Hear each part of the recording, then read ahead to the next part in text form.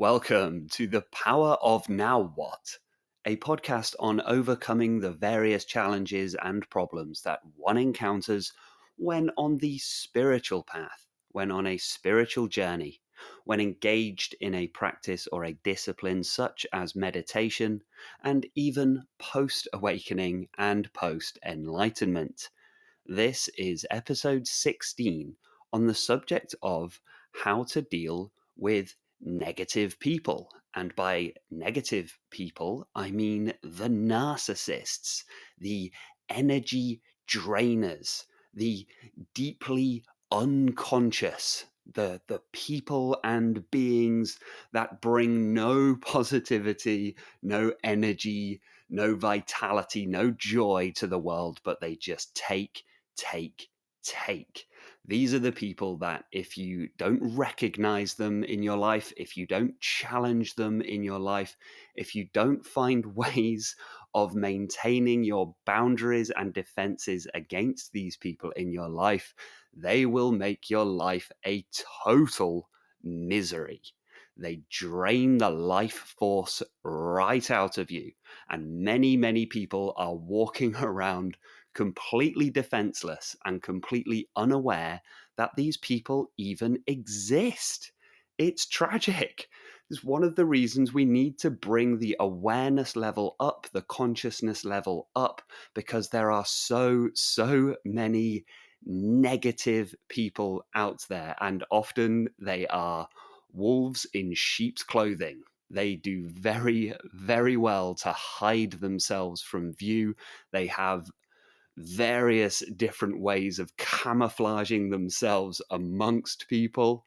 And it's worth understanding, one, that these people exist, two, how to spot them, and three, how to defend yourself and protect yourself against them. So that's what I would like to discuss in today's episode. We are going to look at who are these negative people? The narcissists, the energy drainers, the vampires, the unconscious beings of this world. We're going to take a look at their nature.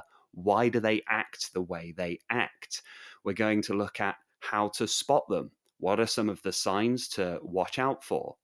We're going to understand deeply why they are a problem, particularly if you are on the spiritual path. They are particularly irksome and particularly dangerous when you are engaged in a practice of trying to find inner peace and serenity. And then lastly, we're going to look at what are the best defenses against this and what is the spiritual approach and the spiritual response to the negative people, the narcissists, the energy vampires, the drainers, and the deeply unconscious. I'd like to begin here with a poem by Charles Bukowski called The Genius of the Crowd. There is enough treachery, hatred, violence, absurdity in the average human being to supply any given army on any given day. And the best at murder are those who preach against it. And the best at hate are those who preach love. And the best at war, finally, are those who preach peace. Those who preach God need God. Those who preach peace do not have peace. Those who preach peace do not have love. Beware the preachers. Beware the knowers. Beware those who are always reading books. Beware those who either detest poverty or are proud of it. Beware those quick to praise, for they need praise in return. Beware those who are quick to censor. They are afraid of what they do not know. Beware those who seek constant crowds, for they are nothing alone. Beware the average man, the average woman. Beware their love. Their love is average, seeks average, but There is genius in their hatred. There is enough genius in their hatred to kill you, to kill anybody. Not wanting solitude, not understanding solitude, they will attempt to destroy anything that differs from their own. Not being able to create art, they will not understand art. They will consider their failure as creators only as a failure of the world.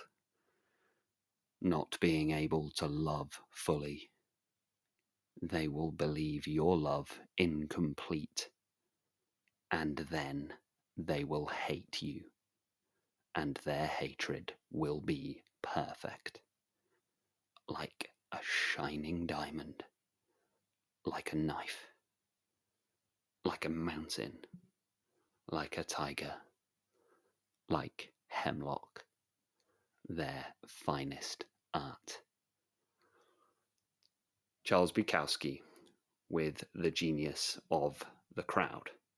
Now, as usual, Bukowski sums it up particularly well there with his usual very direct, very raw and intense style, and I love that poem. I think he describes the narcissist very well, actually, and I think he describes the nature of negative people very well. The line that I would like to draw your attention to first is, "The best at hate are those who preach love."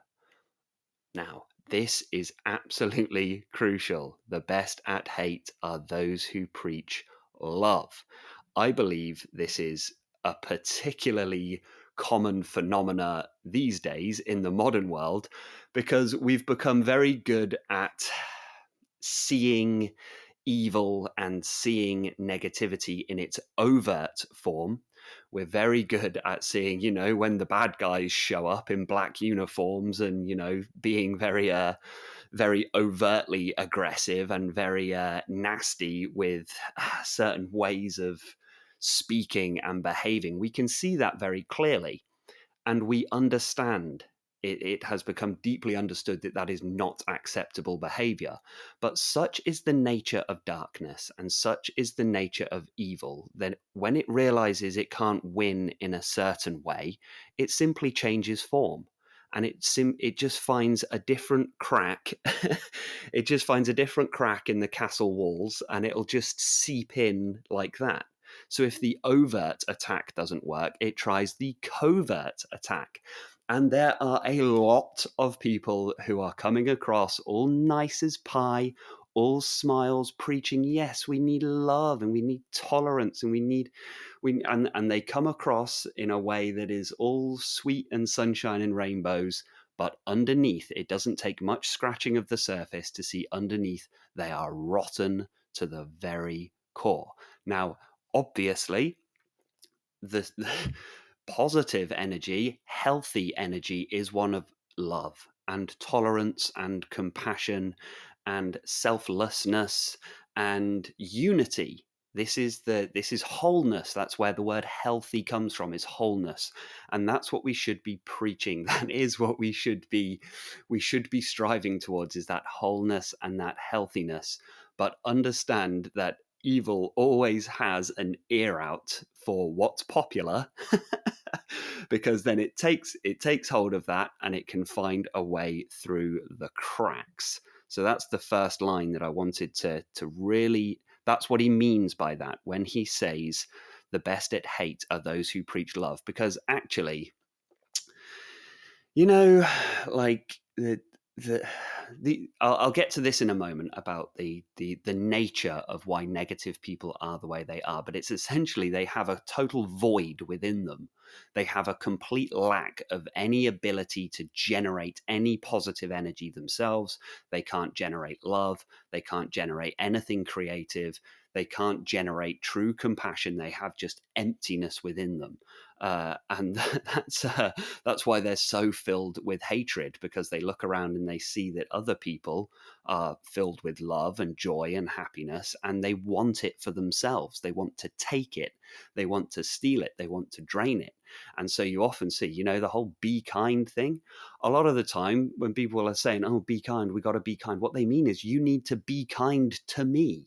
That's what they're saying is everybody needs to be nice to me because I can't generate my own my own sense of inner security. I can't generate my own sense of inner peace. So I need to take it from other people. And those who preach peace do not have peace. Those who preach peace do not have love. So, not being able to love fully, they will believe your love incomplete, and then they will hate you, and their hatred will be perfect. So that is The Genius of the Crowd by Charles Bukowski, sums it up very well.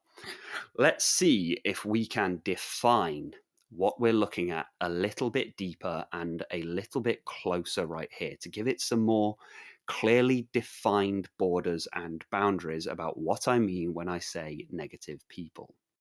So, simply put, these are the people who will make your life a total misery if they are unrecognized or you have no boundaries or defenses against them. I mean, you probably know quite a few of them, sometimes without even realizing it or understanding, yeah, there's something that maybe you don't get on with that person, but you might not understand the extent to which, the depth to which their negativity actually goes. So, have you ever noticed that sometimes there are some people that when they walk into a room, the whole world sort of lights up. The energy of the room comes up and everyone feels a little bit more at ease with themselves and a little bit happier.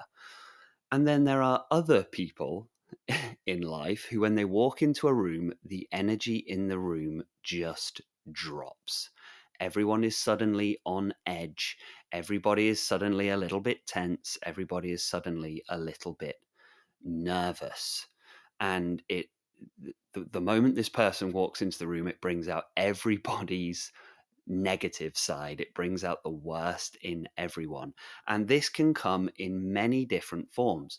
It could be just the standard mood hoover who just comes in, is all complaining and, oh, this happened, and it's just whinging and complaining. Quite easy to see this as somebody who drains energy. It could be the bully. It could be the person who walks into the room and immediately has to establish dominance by putting people down, by just being aggressively negative about certain types of people, certain groups of people. It might not even be the people that are in the room. It could just be people outside or somebody they met earlier, and or just telling very aggrandizing stories about themselves and then just mocking other people. Now, they're quite overt examples. It's quite easy to see that they're drainers. But what I'd like to we like to get nice and deep on the power of now what. Let's really do a deep dive into this because awareness is key. Awareness is key. I cannot overstate it enough. You need to bring your consciousness level up. We need to turn that light all the way up, turn the brightness all the way up if we are going to live peaceful, happy lives. There are people who are so good, so covert, and so wolf in sheep's clothing. They walk into the room, and without doing or saying anything, the energy just starts to drop. Everyone's slightly on edge. Everyone starts to doubt themselves a little bit more, and the energy starts to shift into this very negative space. Now, it's important on this spiritual path and on this spiritual journey to start trusting your intuition. Your heart knows far more than your head. Your heart knows far more than your head. And we don't need to start getting into justifying and rationalizing. That's what the mind likes to do. Your heart is enough. Your intuition is enough. And the first little tip I'd like to give you, if something feels off about someone, it probably is. Begin to understand that the feeling is all that's needed. that I'll get to this later when we get into the strategies of how to have boundaries and how to deal with this phenomena. But right out of the gate, just in case you don't listen all the way to the end, that is the number one tip that I have. Trust your heart over your head, particularly when it comes to matters of dealing with people. The relationship aspect of life, the social aspect of life, heart beats head every single time. Even if this is somebody who, in your head, you get on very well with them. Have you ever had this? I wonder if you've ever had this experience where you've been hanging out with someone and you think, yeah, they're a good friend. I get on with this person, and we have fun, we have a laugh, and we seem to share the same kind of values. We seem to share the same kind of, almost eerily so. Like, oh yeah, it's really strange. They have the exact same interests as me. How strange is that?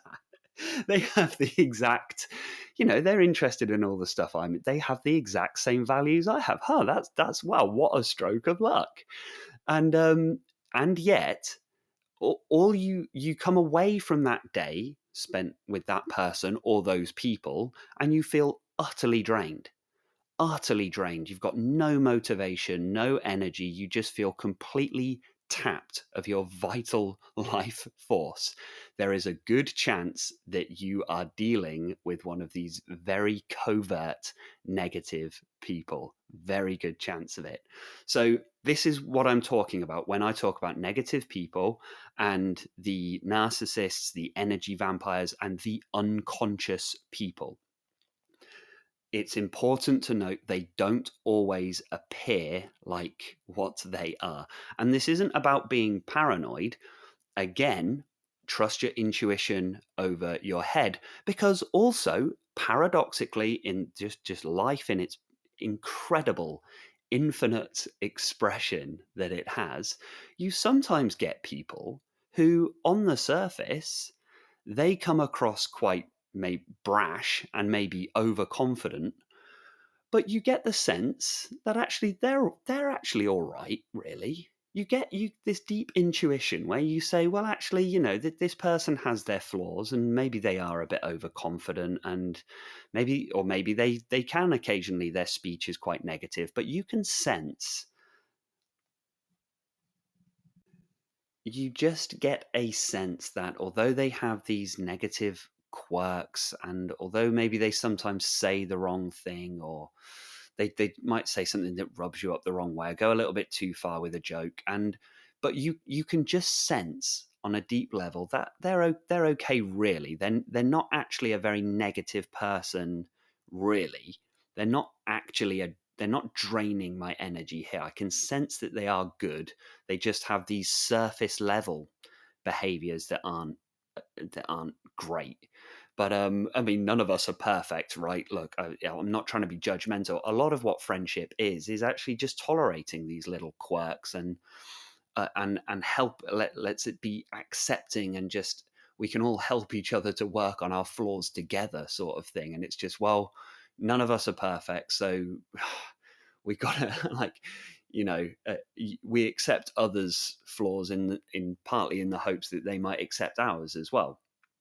But the point here is that not everybody who shows, or even the people who are sort of, they're quite morose and they're quite down, we might sense that actually there's something a bit sad going on there, because actually they are, at heart, they are a positive person. At heart, they are a good person. At heart, they are a nice and actually a healthy person.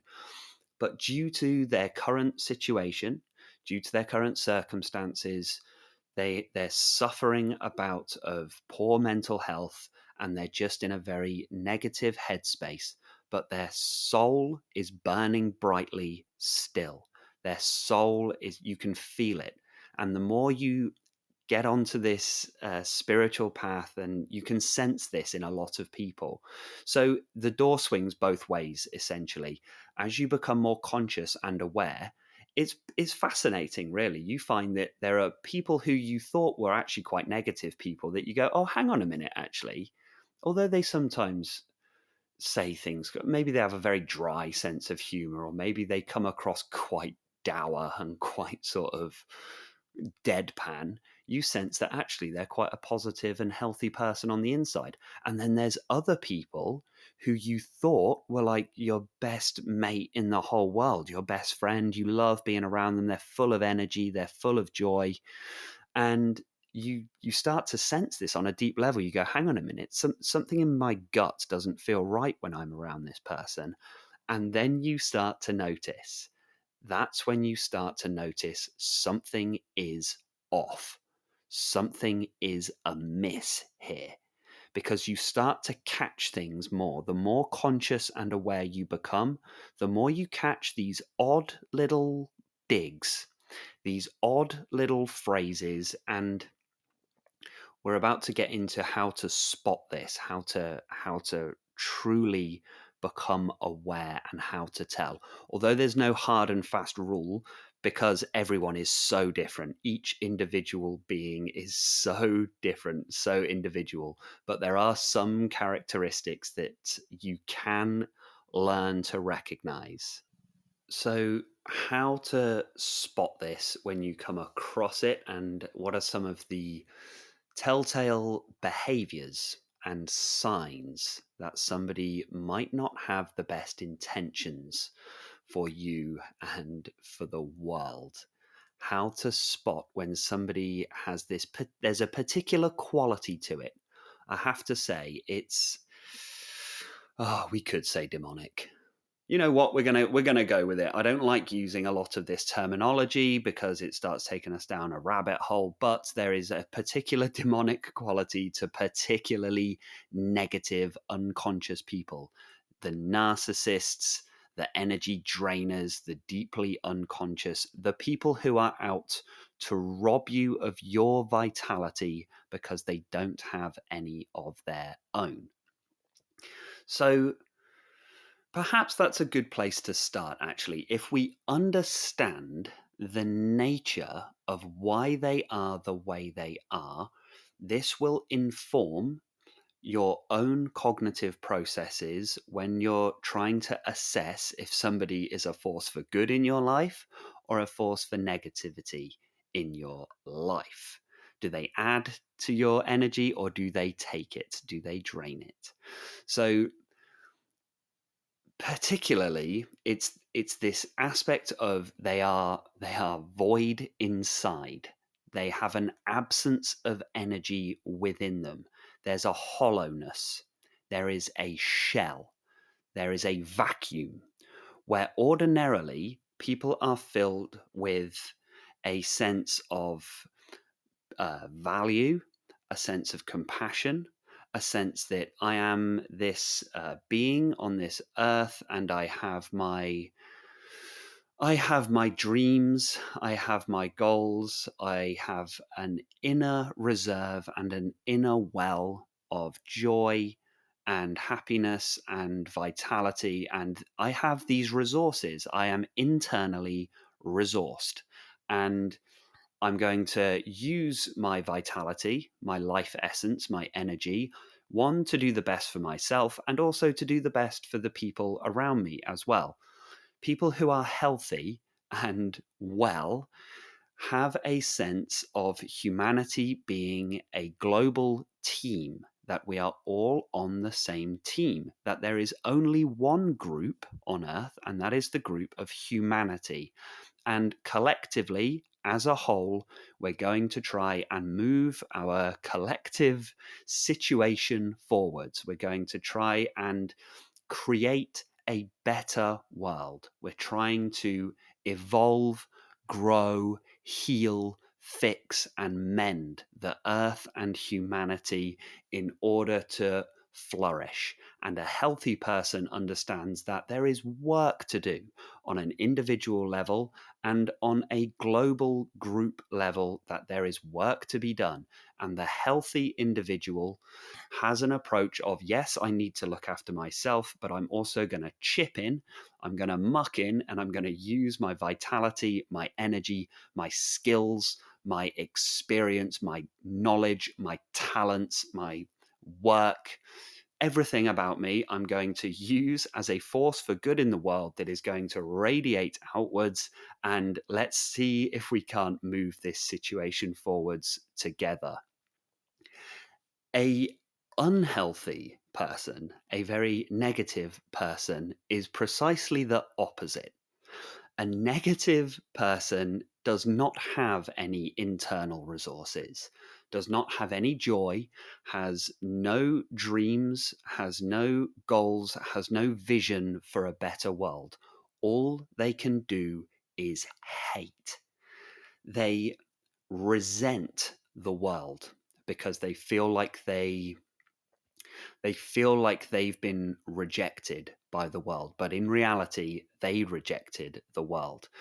And they rejected the world when they decided a long time ago that they are the center of the universe. So, a key characteristic of very negative people is egocentricity. Egocentricity. The sense that this world owes me something. I am the main character on this earth, and why are people not conforming to my vision of what the earth should be? That is the egoic mindset. People with that egocentric vision of the world think that they know best all the time. They know how the world should be, and they're confused about why the world isn't serving them. Now, there is quite an important point that I need to make here, because you might be feeling this at this point. Whenever you do any research on this subject, whenever you do any research into anything like the personality disorders or the mental health disorders, such you get this phenomena all the time, whether it's looking into narcissism or borderline personality disorder or sociopathy or psychopathy, or even the mental health disorders such as bipolar or schizophrenia or anything like that. Whenever you research anything, you start to think, oh, hang on a minute, hang on, do I have this? Am I one of these people? Is this me? You start to look at this and go, hang on a minute, am I one of the people that they're talking about? Everyone experiences this when you are doing research on this subject. The reason for this is because narcissism and energy vampirism, for want of a better term, energy vampirism, deep unconsciousness is a perversion of the natural order. That's what it essentially is. It takes something that is normal and healthy and corrupts it and perverts it. So everybody has an element of egocentricity, because the individual temporary finite body mind that we are all operating within and we are all operating as, necessarily, in order to navigate the world and in order to behave and act as an individual body mind, requires an element of egocentricity as a byproduct of natural functioning, essentially. How best to explain that is that on some level you could take a fully conscious being like a tree. Now, trees are enlightened, obviously, because they have no ego, and yet they must be aware that they are a organism in order to grow roots, in order to know where they are in relation to the other trees. They need to know where the sky is, they need to know where the soil is, they need to know what's happening in the environment around them. And so a tree, even though a tree is enlightened and a fully conscious being, it still will have a small element of egocentricity just by the fact that it exists in itself. So don't feel too bad if you're a generally healthy person, which you just know that your intuition will tell you if you're healthy or not. Just if you want to test that, just understand, like a basic checklist, I guess, would be: Do you want the best for other people? Do you want other people to be healthy? Do you want other people to be well? Do you want yourself to be well? Do you want yourself to be healthy? Do you generally want people to be happy and not suffering? That's about as much as anyone can ask, really, in terms of understanding, am I the bad one? Am I the evil one? Even if we have an element of egocentricity, because we all live in this modern world, right? And it has been drilled, like egocentricity is almost that's the dominant belief structure by which we're operating in the world. Anyway, I'm getting off topic. So the negative people, the unhealthy people, have egocentricity ramped up to the absolute extreme, to the point where they no longer see other people as people. They can't understand that other people are autonomous beings that have independence. They don't understand that other people have thoughts and feelings. They don't understand, or if they do on some level understand that other people have thoughts and feelings and values and dreams and independence and goal, they don't care. They just don't value it whatsoever, because their egocentricity has them feeling like, no, mine are more important. I am the most important person on this earth. I am the only one who matters. Everyone else, as far as I'm concerned, can go to hell. And the irony is they don't realize they're in hell themselves by taking this egocentric stance, right? So, egocentricity. And once you understand if somebody is incredibly egocentric, there are certain behaviors and certain speech patterns that you will come to recognize as characterizing this egocentricity. So, what are some of these behaviors? So, one of the first things you'll notice, and this is a dead giveaway, if I could just have one main indicator of somebody being a very negative person, somebody being egocentric and narcissistic, is the total inability to take any accountability for their own actions. They're utterly incapable of taking accountability for their own actions and taking responsibility for their own actions.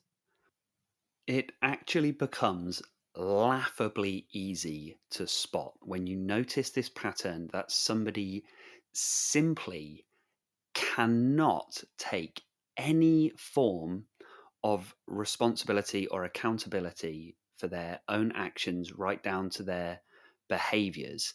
And so an example would be that so nothing's ever their fault, right? There's an excuse for absolutely everything. So this can range from the fairly minor sort of thing. So let's say somebody's always late to work and they always blame the traffic. They say, well, it's, the traffic's always bad at that time in the morning, so they're always 10 minutes late. You say, well, I mean, wouldn't the response there to be maybe to leave a little bit earlier? Now that it might seem like I'm nitpicking and being a bit unfair, but if that's constant, that's a dead giveaway, and you don't need to do anything about it. You don't need to say anything. You don't need to raise it. It's just these things. Noticing these things can just flag little red flags in your mind. It's just the more knowledge is power, right? And the more awareness you have, it tells you something about that person. It shows you if it's, so let's say, yes, it's they're always 10 minutes late and it's always the fault of the traffic, or the excuse keeps changing. The traffic, I hit every red light on the way here. The traffic was bad today. I ran out of petrol. That's it. Like that's her classic. Yeah, I didn't realize my car was out of petrol, so I had to stop at the petrol station. Now, and a total refusal to see that they could have avoided that situation, and actually it's their responsibility and they are accountable for showing up to work at time, on time. And so that's quite a minor point. And because you'll also notice they never learn. It's sometimes it's quite chilling, I have to say, when you really start to notice this. It can be quite chilling, because you realize they never actually learn. And in many ways, they're not putting it on. that this is a telltale sign. Another key point. They're not faking it. They genuinely don't see it as their fault. It's not like, well, they know it's their fault really, and they're just kind of trying to find a way around it. They actually genuinely don't think the rules apply to them. And so they are shameless, utterly shameless. And no matter how many times the manager might come to them and say, we need to sort this lateness out, there will just be this blank look on their face, and they will not be able to understand why somebody is telling them that they need to change their behavior. They are not capable of it. They are not capable of learning. It's bizarre.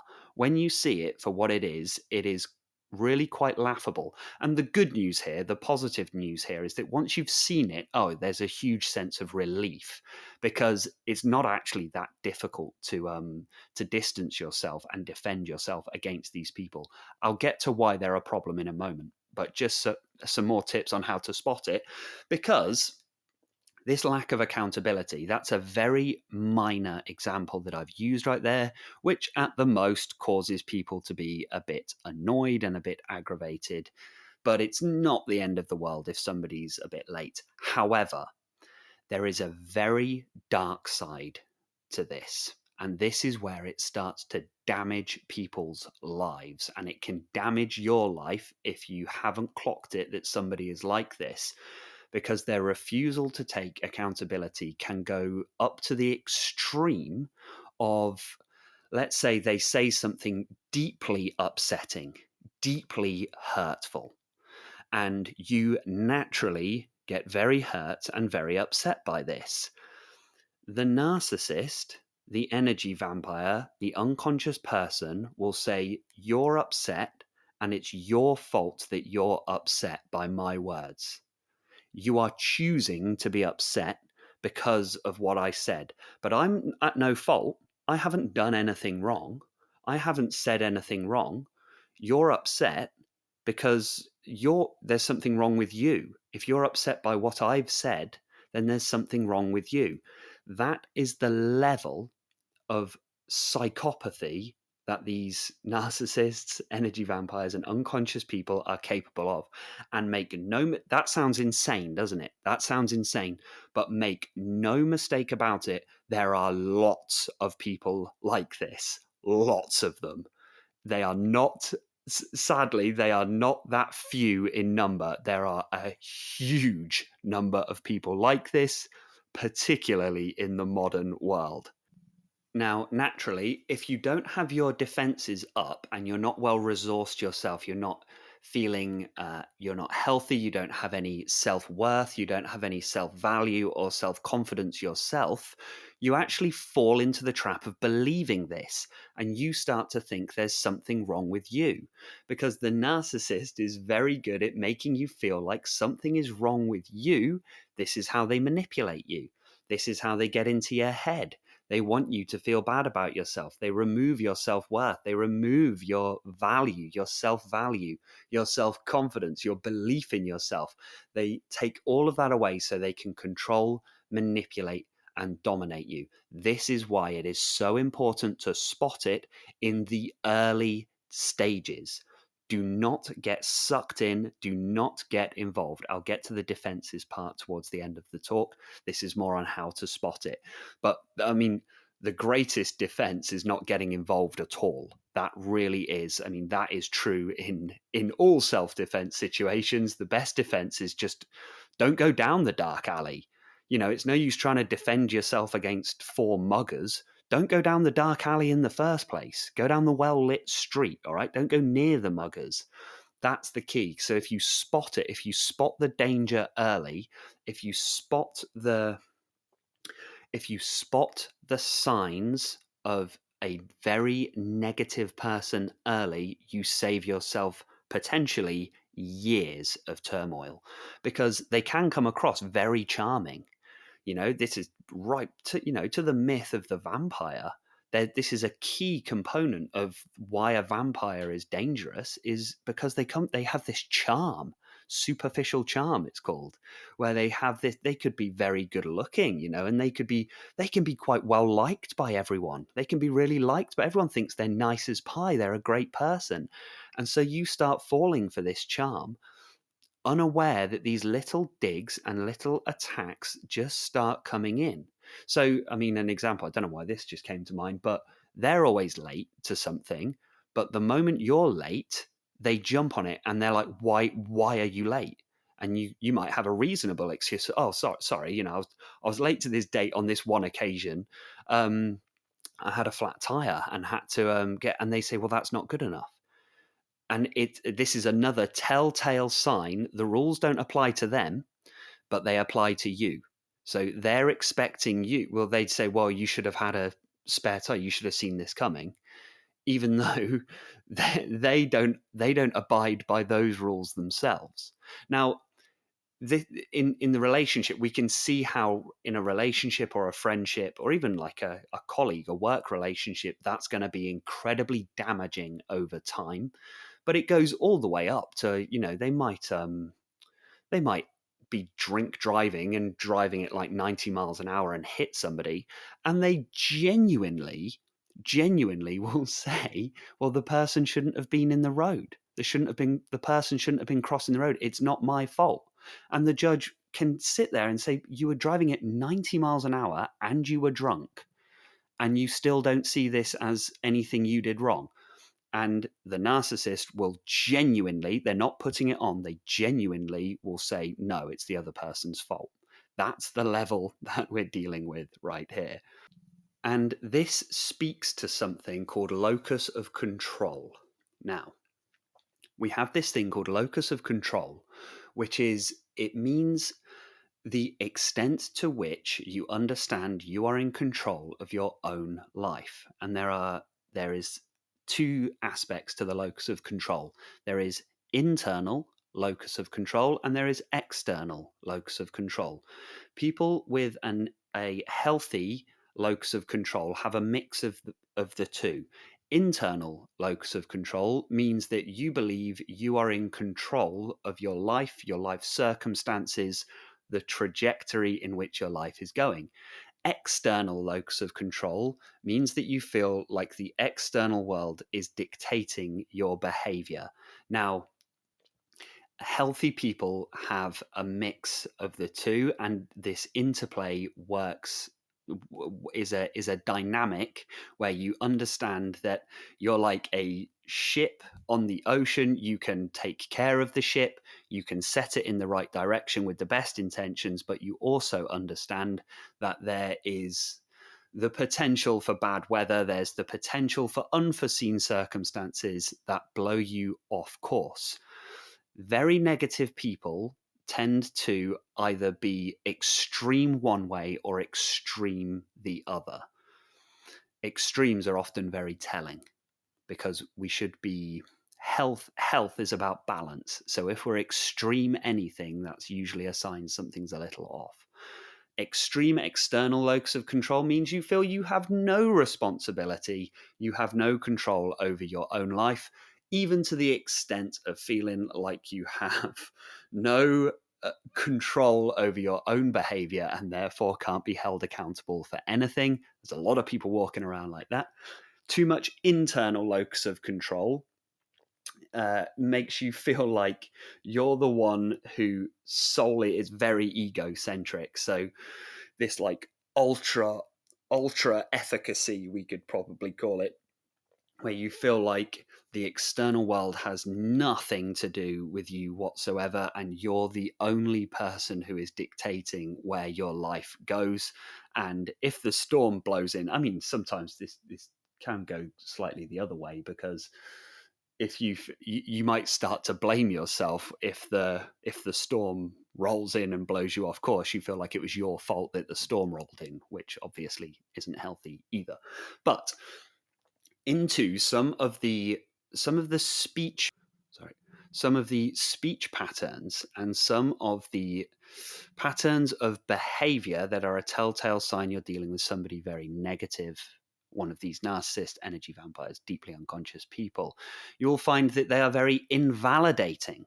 So if you come in and you're really happy about something, you have a certain achievement, and you're saying, "Hey, yeah, I can't believe." Let's say you're in the gym or something. You say, "Hey, I can't believe it! I managed to finally get under 25 minutes of that 5K run." The narcissist will say, "Oh, 25 minutes. I've done a 5K in 22 minutes." And just that little subtle dig, little subtle invalidation. I've had lots of people like this in my life, sadly, particularly in my family, which is one of the reasons I never used to have any self esteem or self worth or self value, because every little achievement, they're going to find a way to take it away from you. It's the old thing of if you've been to Tenerife, they've been to 11 a reef. Right? So it's a telltale sign. If they have to invalidate absolutely everything, it could be the smallest thing, and the level of just how pathetic this gets is incredible. Like, you could even just you could be, let's say you're at work. Work's quite a good one because everyone can relate to this. And you get your lunch out, and let's say you've prepared yourself quite a nice lunch. It's a little tomato pasta salad, for example, and one of your other co-workers looks at that and goes, "Hey, that looks nice."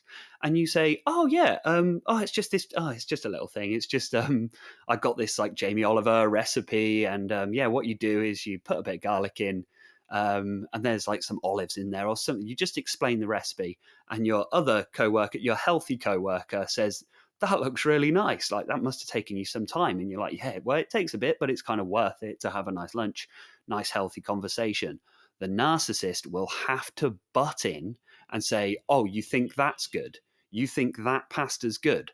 I've done a pasta that I got from, actually, I went to a course that Jamie Oliver himself ran, and he taught me how to make my own pasta from scratch.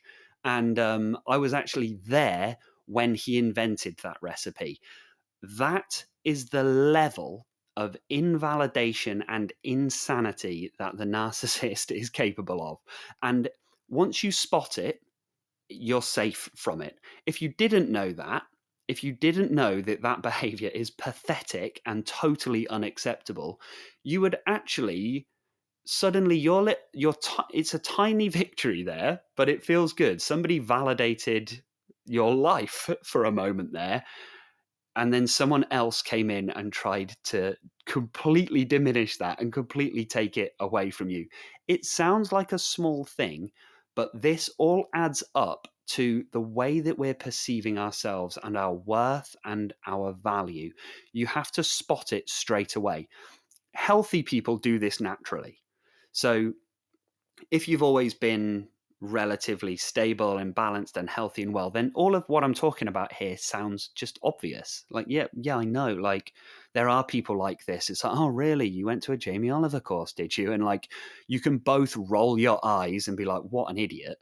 But if you've had a history of being manipulated and emotionally abused, you won't see this, and you'll get suckered in, and you'll suddenly completely invalidate your own lunch and go, "Oh yeah, I guess it is rubbish. I guess I am rubbish," and start getting hoovered into the narcissist's narrative as they start saying, "Oh yeah," and then you want to know about, "Oh, so how do I make pasta from scratch then? Because you're good and I'm bad now."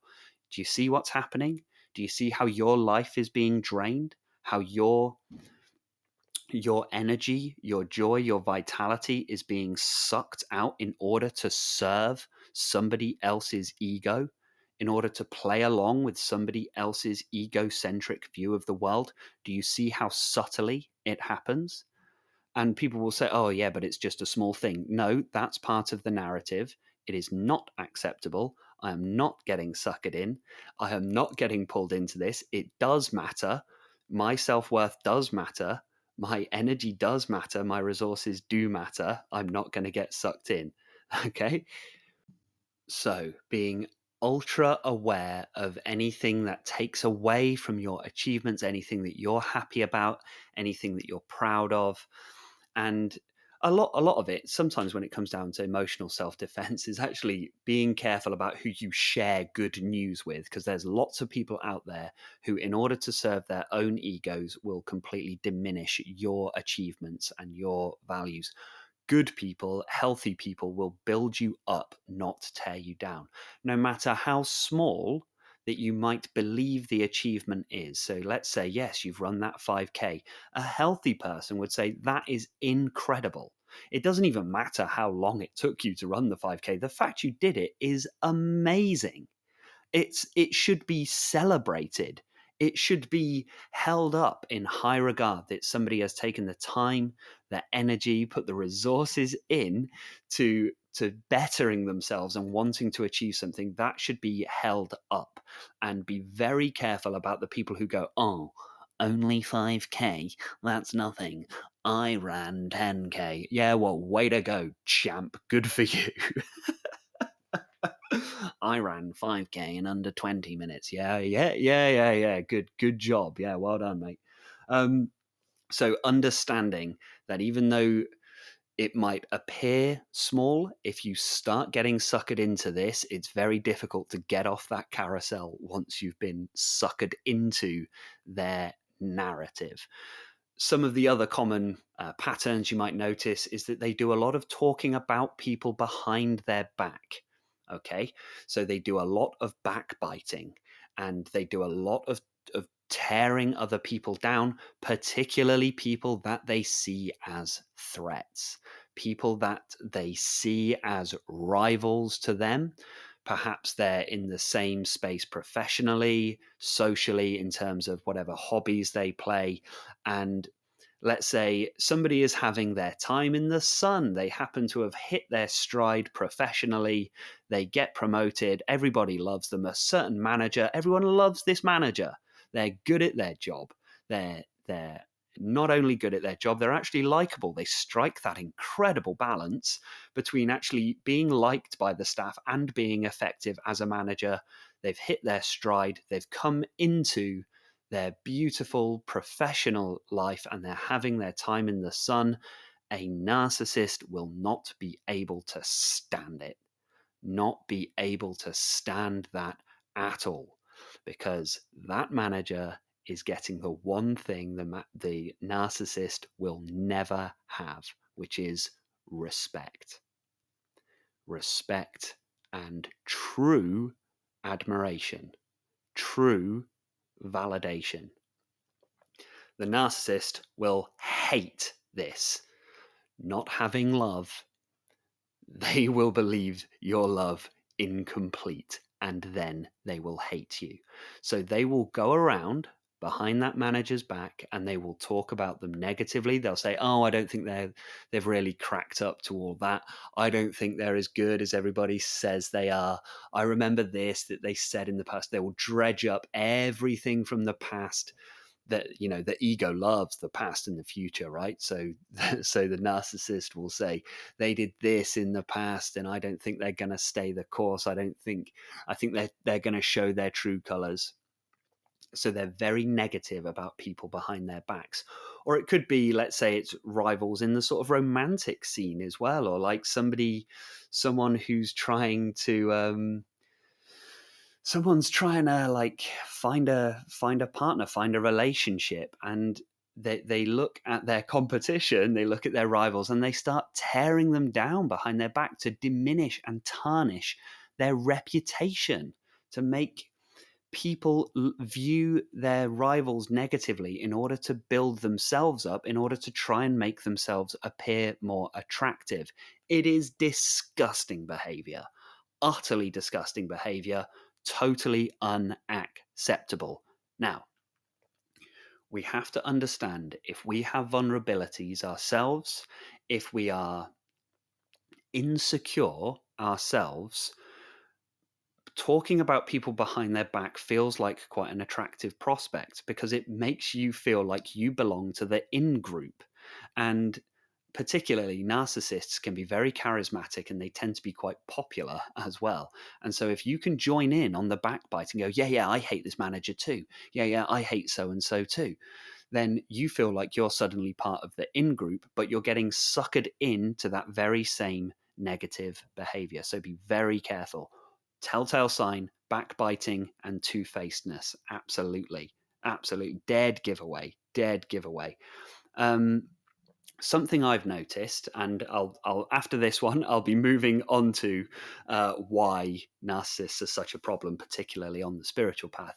But the last one I've noticed, which is very, I don't see it discussed very often in many of the videos or in much of the literature, but it's this idea of incongruence. Incongruence, or perhaps a better word might be inconsistency. But I like the word incongruence here.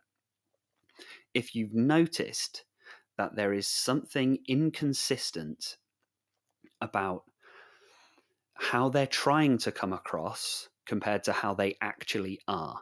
And as you know, I've said before, I think social media is actually a force for good in the world, precisely for reasons like this. If you look at someone's social media and it's completely different to how that person is in real life, there's a bit of a clue there, because social media is a projection of how we want to be seen. If we're using it in an unhealthy way, that's what social media becomes, a projection of how we want the world to see us. So when you look at somebody's social media, that's what you're seeing. You're seeing their own self image. Isn't that incredible? You're not seeing them as they are, you're seeing them as they'd like to be seen. And everyone does this, right? Okay, look, everyone does this. I do this. I'm not putting myself above any of this, by the way. The reason I know so much about these negative people is because I used to be one. Okay, so I'm not saying I'm a saint. I just know how this works. I know how the game works, and now I'm trying to report it because I've switched sides. I was on the side of evil. Now I'm on the side of good, and I'm trying to give you the tactics of what evil does. So we've all done this. We've all used social media to try and come across a certain way, even though we know that's not who we are really. If you know, and it's the depth of this divide that will tell you the severity of somebody's unconsciousness, their lack of self awareness, because you can look through their social media and see that is not who they are at all. What you're seeing is their projection of how they'd like to be seen by the world. So that's just one example. But other terms of incongruence is if somebody talks a big game, they say they're a compassionate person, they say they do all of this charity work, they say they do all of this activism, and they make a big show. They make a big this could be people even in, like, let's say in religious organizations as well. They make a big show that they are a very, very pious person. They are totally selfless. They have committed and devoted themselves to the cause. But this person and you go, hang on, you're the most selfish, most self-serving, nasty, miserly, petty-minded, pathetic person I've ever come across in my life. You are not the person that you're trying to come across as, or that anybody else sees you as well. I see through you. And I mean, back in the day, this probably would have taken the guise of a lot of these, like, religious organizations, people trying to come across totally virtuous. But now you can see it all over social media, because you get this slacktivism that happens, where people are trying to come across like they do so much for the world. They care so much about all these causes, and look at me, poor suffering me. I just care about the world so much. I never do anything for myself, and oh, poor me, God, I'm such a martyr. And this person, and it's all bunk. What a load of hooey. Because to do real change takes work. To really chip in, to start mucking out the backlog of negativity, the backlog of bad karma, the backlog of trauma that humanity has accrued, to start working through that takes work. And the work that it takes is sacrifice, time. It means making the right choice, even if that's at huge detriment to yourself, it doesn't require sharing social media post after social media post. That's too easy and it won't change anything. There's a lot of people that want to look good, but there are very few people who want to be good. So, incongruence, if there is a massive disparity between how they're trying to come across and how they actually are, that is a dead giveaway. Even just inconsistencies in their own, what they value and what they believe. They talk a big game about one thing one day, and then they say completely the opposite thing the next day. And it it constantly leaves you guessing, jumping from foot to foot. So somebody might say, or one day they're all about, let's say one of their big values is they value tidiness. And so, they make a big show of, right, we need to tidy. Everything needs to be tidy and in order because that's a good, virtuous thing to do. And so that's their whole thing that day. Everything needs to be neat, tidy, and ordered. And then the very next day, they just don't care about that anymore. They'll just leave stuff everywhere and say, well, why be so uptight about everything? Maybe let's just relax a bit. And does it really need to be that tidy? That's just one example. But incongruence, because it shows a lack of security. It shows a lack of true inner resources, and it shows a shallow emotional life, a shallow value system, if there's any value system there at all. Sometimes you look at these people, look deep into their eyes and think, is there even anyone in there? Is there anyone even in there? It's chilling. It's chilling. You can really do this when it's powerful. It's I tell you, the spiritual journey is so exciting sometimes because it's like you're seeing the world through new eyes, through fresh eyes. You're seeing you're seeing the world. You're seeing the game, but with the DLC installed, and now you've got these magic powers where you can see through things. Um, Look into their eyes and ask yourself, what's actually going on behind those eyes? And often, well, you kind of come up a little bit blank, like, I just don't know. I don't even know this person. This could even be somebody that you've known for years. You might even have been married to them for years. They might be people in your very close blood related family who you've known your entire life. And all of a sudden, one day, you look around, look them in the eyes, and think, I don't actually know you. I don't actually know who you are. You don't act like other people. You don't behave like normal people. And suddenly this veil starts to drop. You start to go, hang on a minute. This is complete.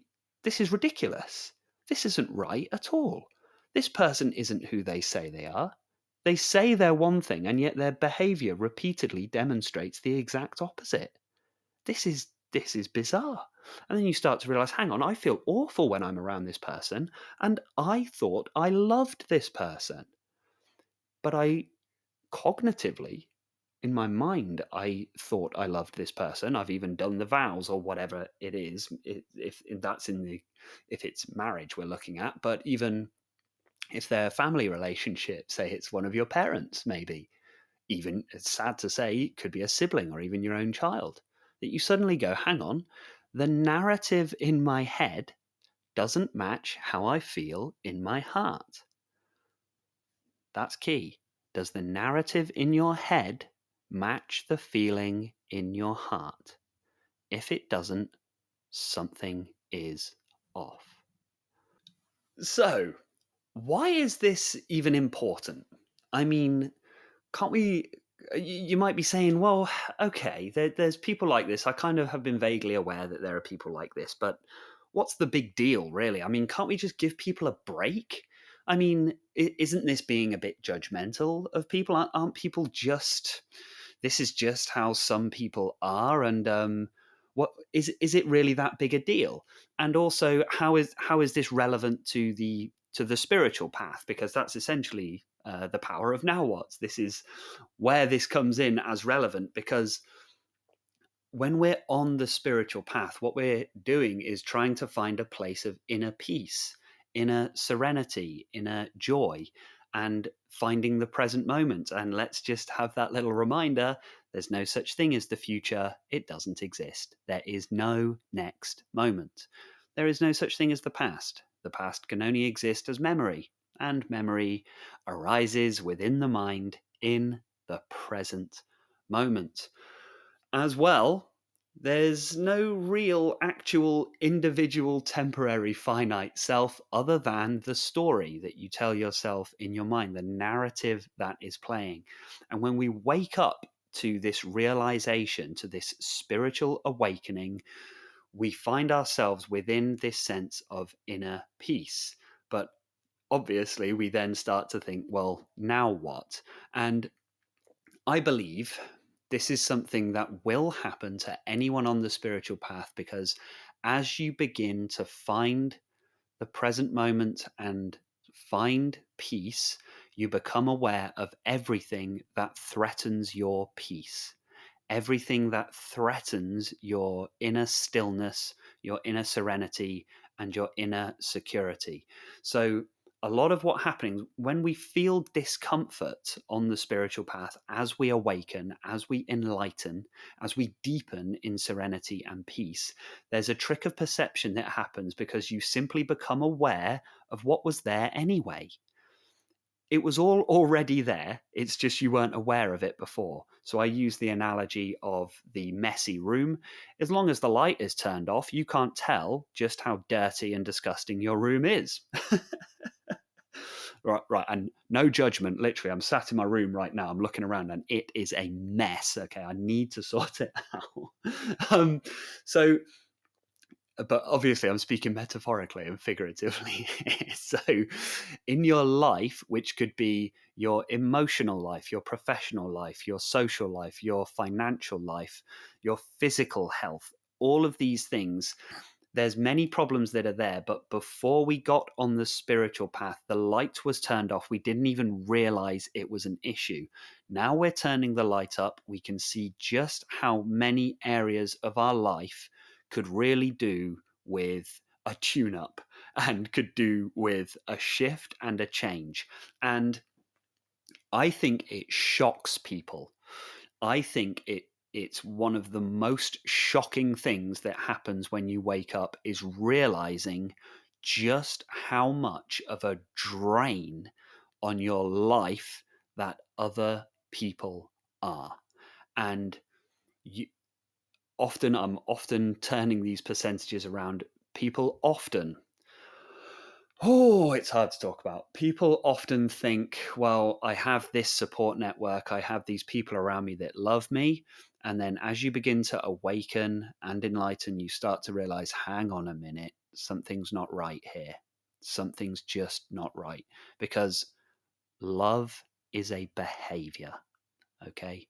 Love is a behavior, and love does not mock you. Love does not invalidate you. Love does not take away from your achievements. Love does not try to control you. Love does not try to manipulate you. Love does not try to hurt you. Love does not view you as somebody to be controlled and manipulated for somebody else's gain. Love wants you to be free. Love wants you to be filled with happiness and joy and health. Love cares. Love cares. Love values your comfort. Love values your security. Love values you having the right things in your life. Love wants you to be happy, healthy, and well. And I want you to take all of that we just looked at what love actually is there. That is the behavior of love, okay? And ask yourself, are the people around you who you think love you, are they behaving in that way towards you? All of them. Are they all behaving in that way towards you? Or are there some people who, according to the narrative, they love you? You know, they signed the bit of paper, or they had you as kids, or maybe they're even your kids. We go deep on the power of now what, okay? We go through the well of grief, okay? And maybe it's your own kids, okay? Maybe it's your parents, maybe it's your siblings, maybe it's your closest friends. Do they behave in a loving way towards you? And all of those things that I just talked about, that's love. Here's what isn't love: manipulation, coercion, control, abuse, invalidation, mockery, taking no care to look after your emotional well being. That's not love. And it's not too much to ask, because love is ease. Love is easy to give, actually. It's not hard. It's not a burden to love somebody. It's easy to love somebody. That's what love is. So, why is it a big deal on the spiritual path? Because we want to be at inner peace, a sense of serenity. And it is the unconscious people, it is the energy vampires, it is the drainers, it is the deeply unconscious people that will have the biggest, biggest impact on your inner peace.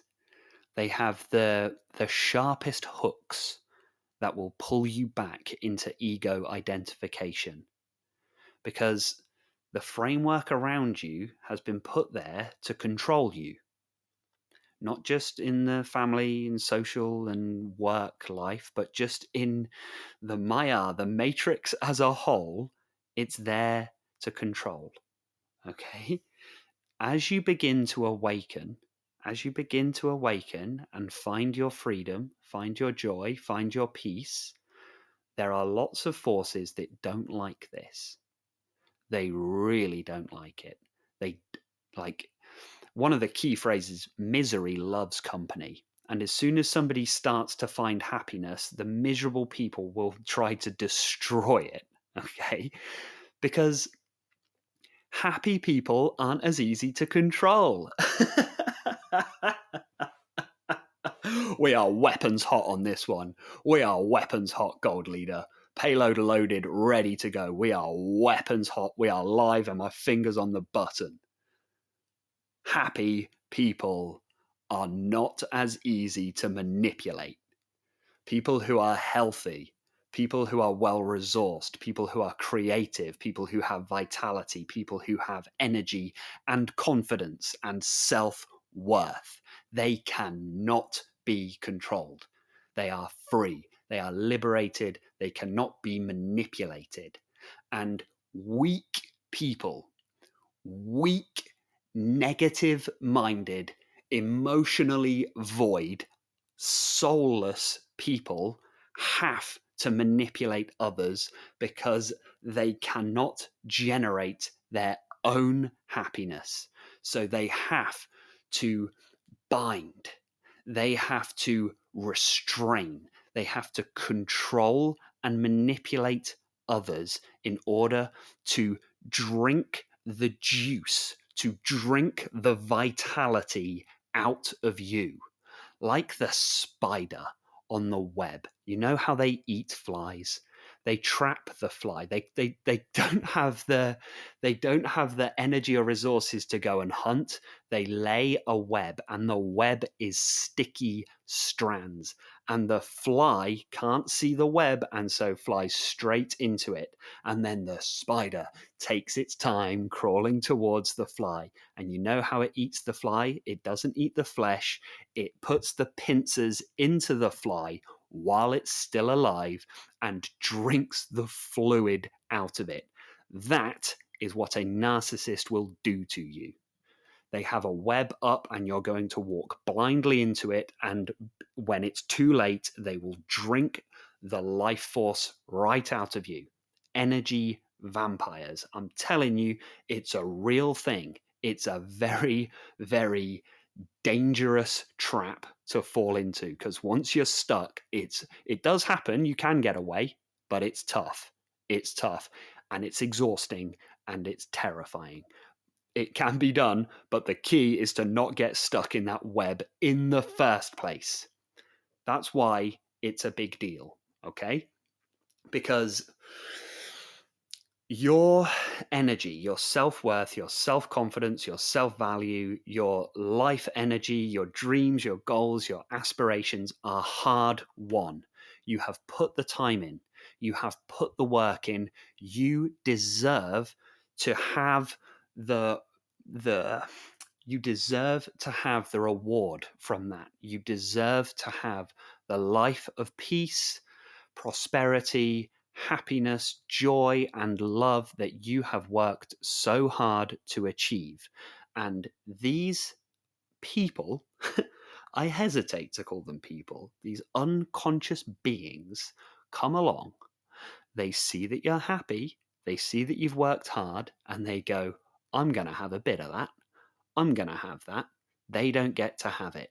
And so they come crawling along and they find so many ways to insert themselves into your life. You have to get your awareness and consciousness of this phenomena up to max. Turn the brightness up to 100%. Turn the sun on and you will see it. Like, back to the spider analogy, when you're cleaning your room and tidying your room, you weren't aware that there were spiders lurking under the bed, that were lurking in the corner, that were lurking underneath the sofa. Okay, but now you can see them. Let's clean that room. Let's get it clean. Let's get it clean. Because the cleaner it is, the fewer spiders can reside within there.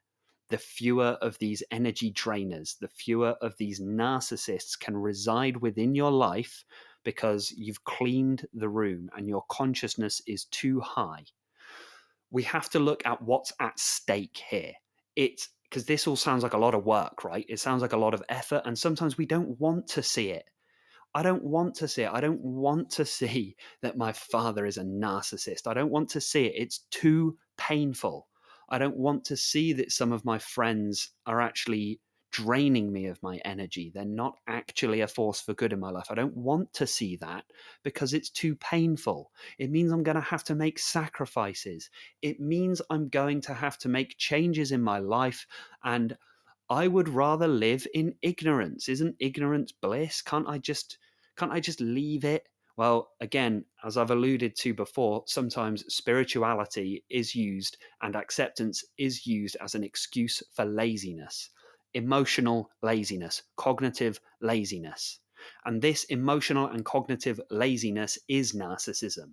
That's what the narcissists do. They don't want to put the work into generating a healthy life themselves, so they just steal other people's. Okay?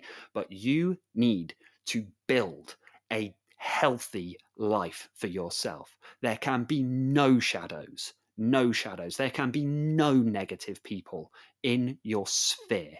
There can be no narcissistic unconscious elements within your circle, because a single one will destroy everything. It's like, all it would take, you could have the strongest house, you could have the strongest castle, but if one of the pillars is built on sand, the whole thing comes crumbling down. The rest of it is on perfectly solid ground. All it takes is one weak joint for the whole thing to come crashing down, crumbling down.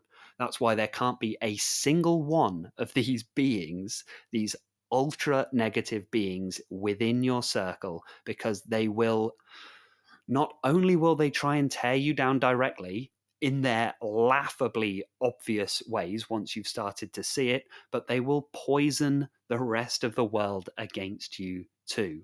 That is why it's important, and that is what's at stake.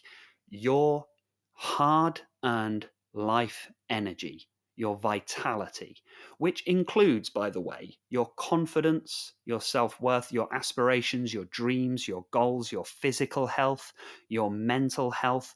All of these things come under the umbrella of energy, capital E, energy. Okay? Energy. That is the key.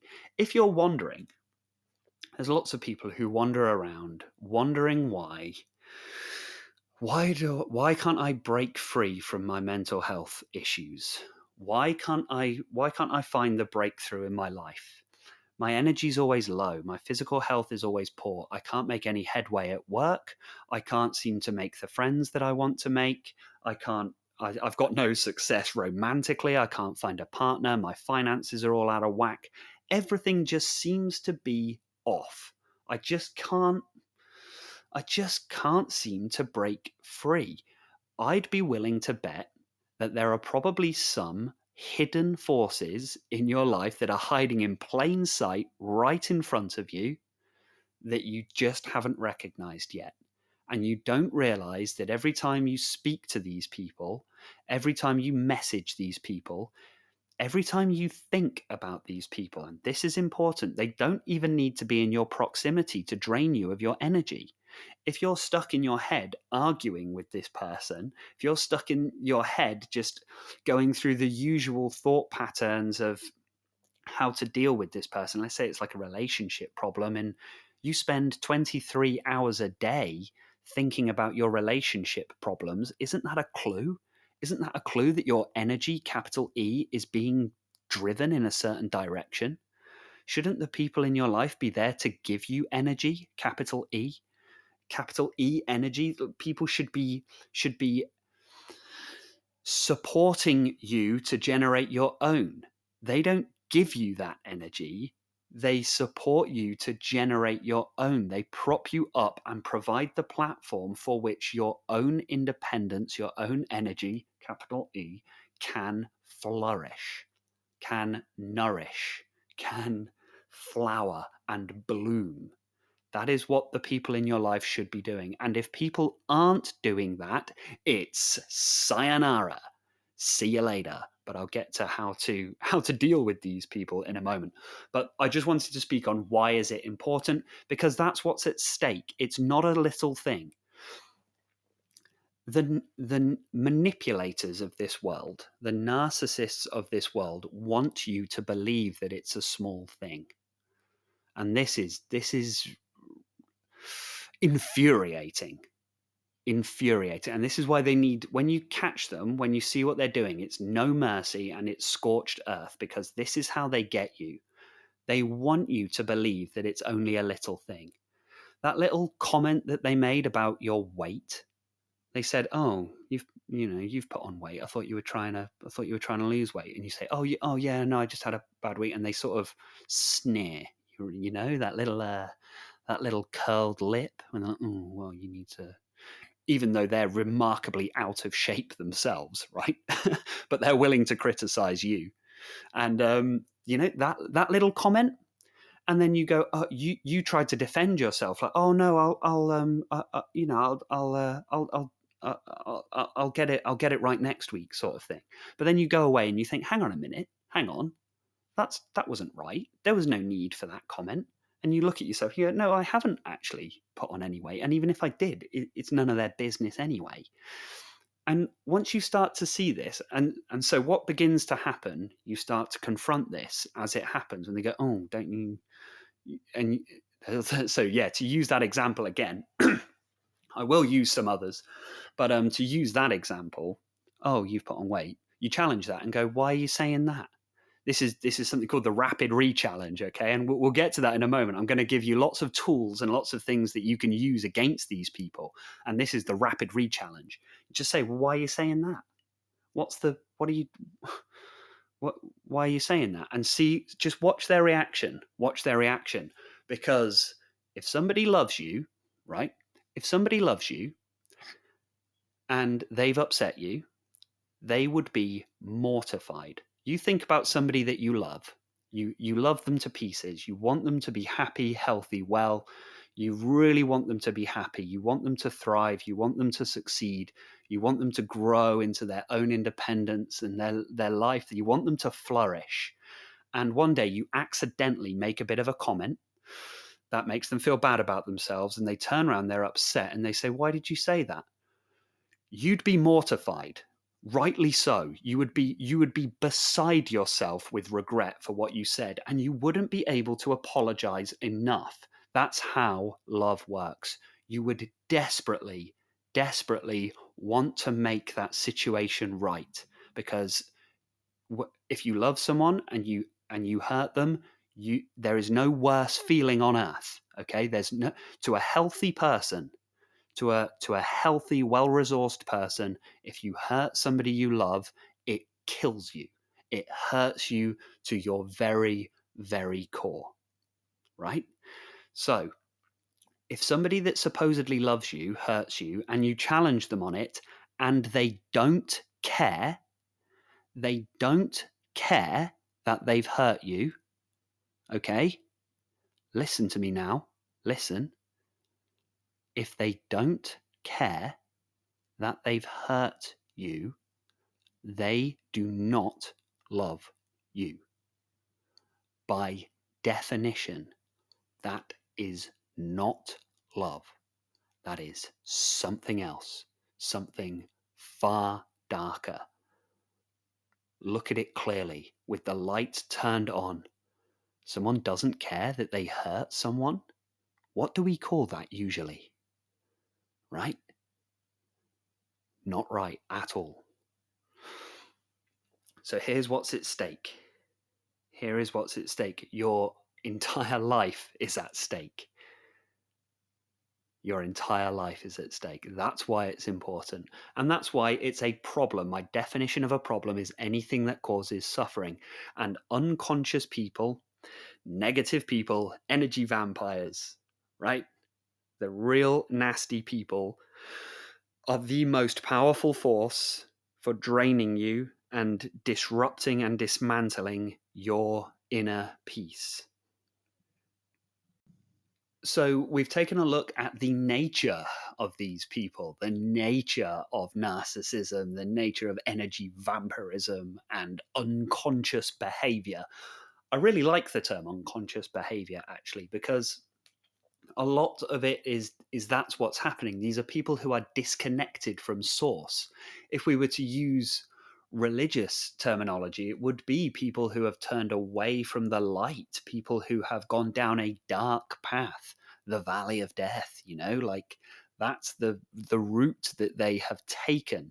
And so unconscious behavior I quite like, because unconscious behavior is when people aren't conscious of other people's thoughts and feelings. They're not conscious of people's emotional health or people's well-being. They're acting in an unconscious way.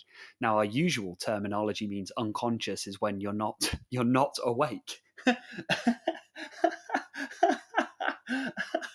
The clues are everywhere. The clues are everywhere. I'm going to do a whole episode on that. The clues are everywhere because the clues are right there in our language.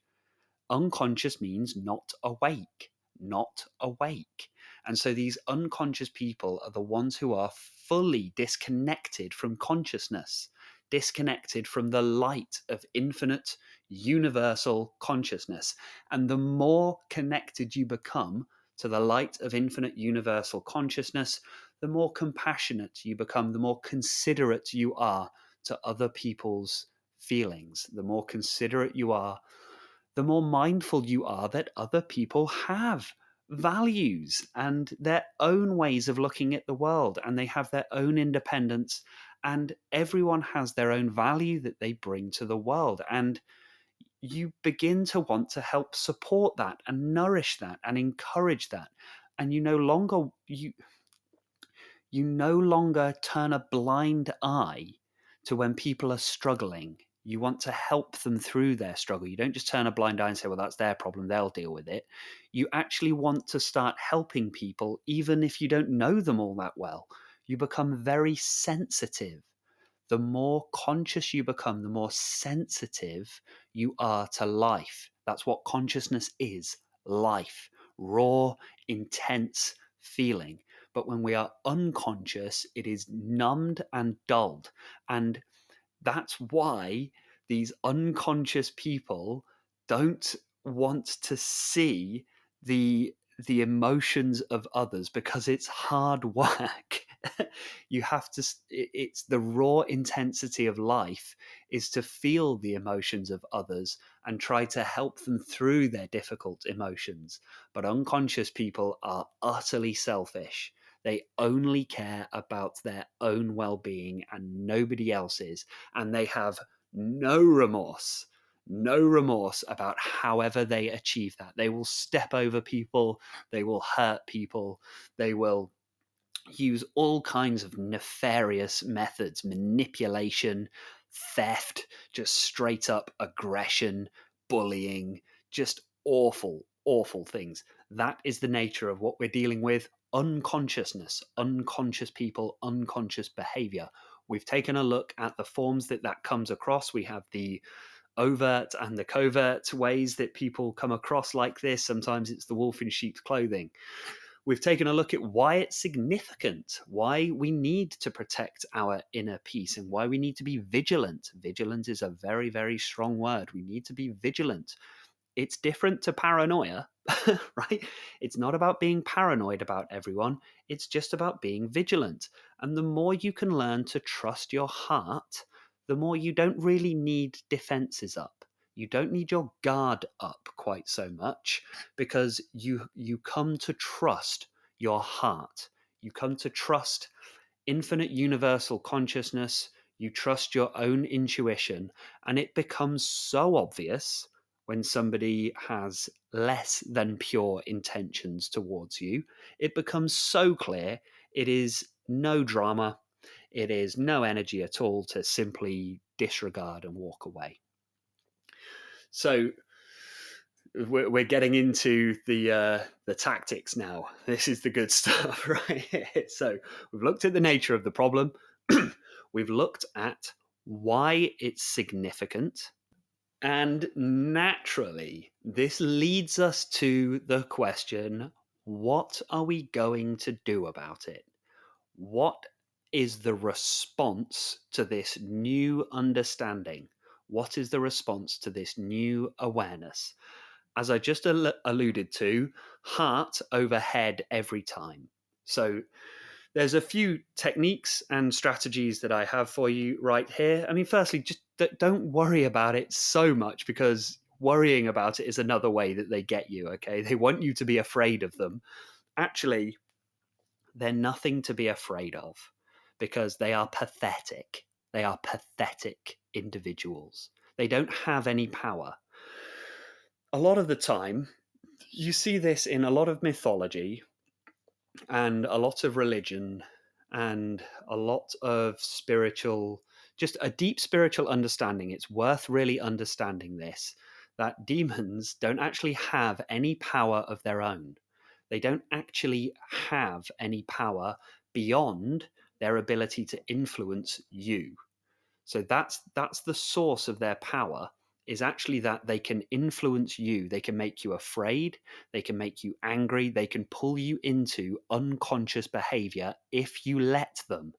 If you let them. But that's a crucial thing, is not to be afraid of them. Once because this is what happens in the early stages of learning about this sort of stuff, and learning is key. Knowledge is power. So when you begin to understand this sort of stuff, you might start getting nervous. Like, well, I'm surrounded by these dark, dark beings, this dark energy, these dark entities. No, no, no, no, no, no. They are utterly pathetic. Pathetic. They are nothing to be afraid of, because they don't have any internal vitality engine. They have no energy, capital E. You have the energy, right? So falling into the trap of being afraid of them is what they want, because when you're afraid of something, it has power over you. If you're afraid of something, it has power over you.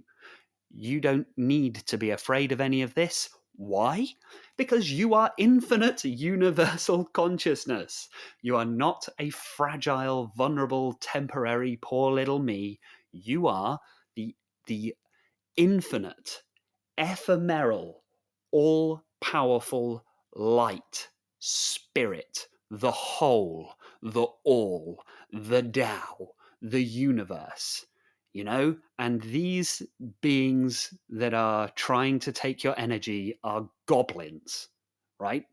Now, goblins don't attack angels, okay? For very good reason, right? So that's what we're emulating.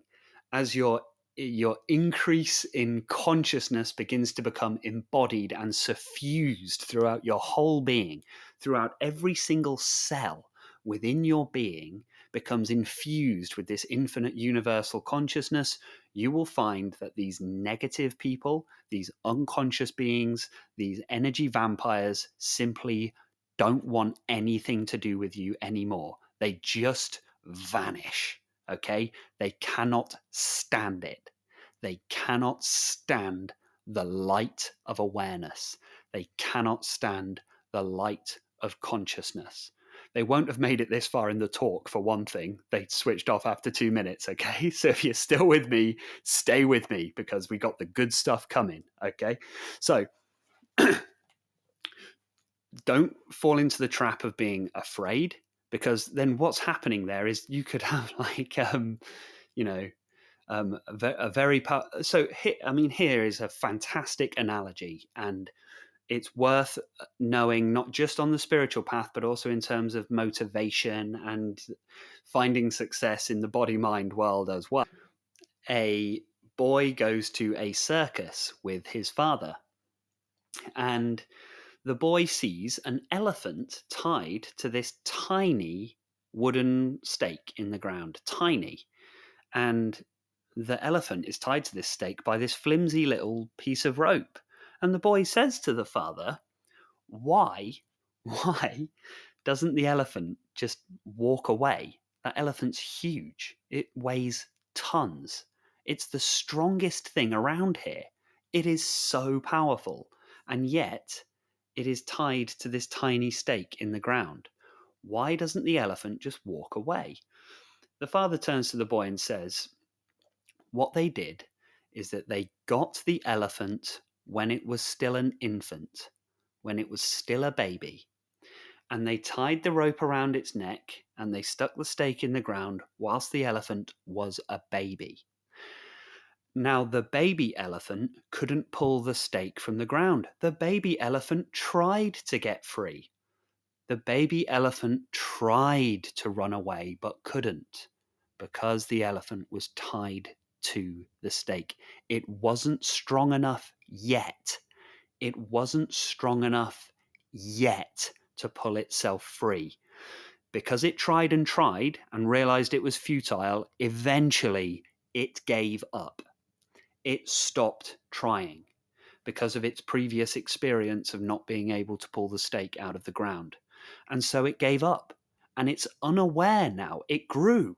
It grew in strength. It grew in power. It grew and became strong and powerful. But it hasn't tried again to pull the stake out of the ground because it's learned that it's helpless. Falsely. It falsely believes it's helpless because of its previous experiences. All it needs to do is try again. Okay? So this is why you shouldn't be afraid of the narcissists, because when you were younger, or maybe when you were weaker, when you weren't as conscious, when you weren't as strong, you probably did become aware that some of these comments coming in weren't right. You were aware that some of these relationships weren't right, but you didn't have the strength to walk away at that time, right? Try again. You will find you can pull that stake right out of the ground because you have grown in strength, you have grown in confidence, you have grown in value and self-worth. You can do it. You can just simply walk away, pull that stake right out of the ground. Not a problem. Sayonara. See you later. So don't be afraid. Now, as to the specific tools about how to deal with this on the ground, let's go. Weapons hot. So, awareness is key. Awareness is key at all times. You have your infinite universal consciousness and get the radar up. If something doesn't feel right, it probably isn't. Your head will rationalize it. Oh, they didn't really mean it. Oh, that horrible comment that they said. Oh, I'm sure they didn't mean it really. Oh, maybe they're being nasty to me for my own good. Maybe it is for my own good. Maybe it's true what they're saying. Maybe it's okay. Maybe it's okay that they completely invalidate me and compromise all of my values. And maybe it's okay that they completely stampede through all of my boundaries. And you will constantly rationalize and you will constantly cognitize everything if you keep turning to your head. Forget the head, it's a load of garbage. Go to your heart. Go to your heart. Have courage and confidence to recognize what's happening using the language of your intuition. It will tell you everything you need to know. Everything that you need to know. Often, this is crucial, okay? Often, your mind will hide things from you because it doesn't want to face the implications of what the truth holds. The implications that will follow when you become aware of something true is often so painful and will require so many resources and will require a huge amount of energy. And so your own mind resorts to delusion rather than deal with the problem. It has massive implications and consequences. Let's use some examples. You realize your father is a narcissist. You realized it. He is utterly, utterly devoid of any soul whatsoever. Now, you could have been going decades under the belief you had a kind, loving father, because that's what your head was saying. Why was your head saying that? Because that's what you were manipulated into believing, not just by the family unit, but also by society as a whole. That's what your head has been conditioned to believe. But now you realize, as you've grown in intuition, hang on a minute, that whole narrative is a load of bunk, right? It's not right. Now, just recognizing that, although powerful, doesn't solve the problem. There's a huge, huge amount of work that now needs to be done in the light of that truth. So that's one example. It could also be that you realize your workplace is absolutely infested with these beings. Like 99% of the people in this workplace are straight up narcissists. Okay, 99% of them. Now, as a side note, whether you think it's relevant or not, I used to work in the fitness industry. Just saying. So let's say you realize this, and what are you going to do? Because it's the vast majority of people that are in this industry are highly, highly unconscious people, very negative. The implications of this are massive. You might have to find a new career. You might have to retrain. You might have to take a pay cut in order to go and do something else because of the implications. And there's so many examples. It could be you might have been married to somebody for 30 years only to turn around one day and realize, hang on a minute, hang on, I'm being abused. This is straight up abuse. There's no way around it. Finally, your mind is starting to come around to what your heart already knew. So, because the implications, sometimes when the implications are so dire and the revelation is so painful, our own mind goes to delusion. And this happens in so many different things. It might be you need to get fitter. You need to do something. You're not very healthy and you need to make your body stronger.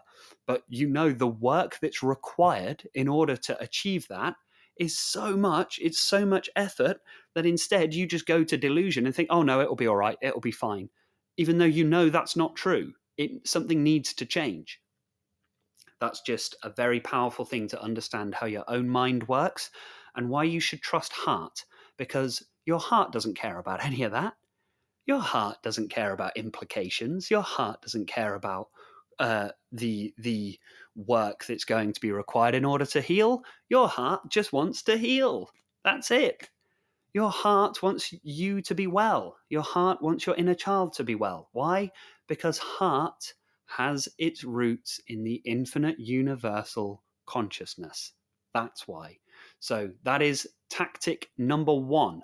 Turn the awareness all the way up and go to heart rather than head, because head can be delusional, heart cannot be delusional.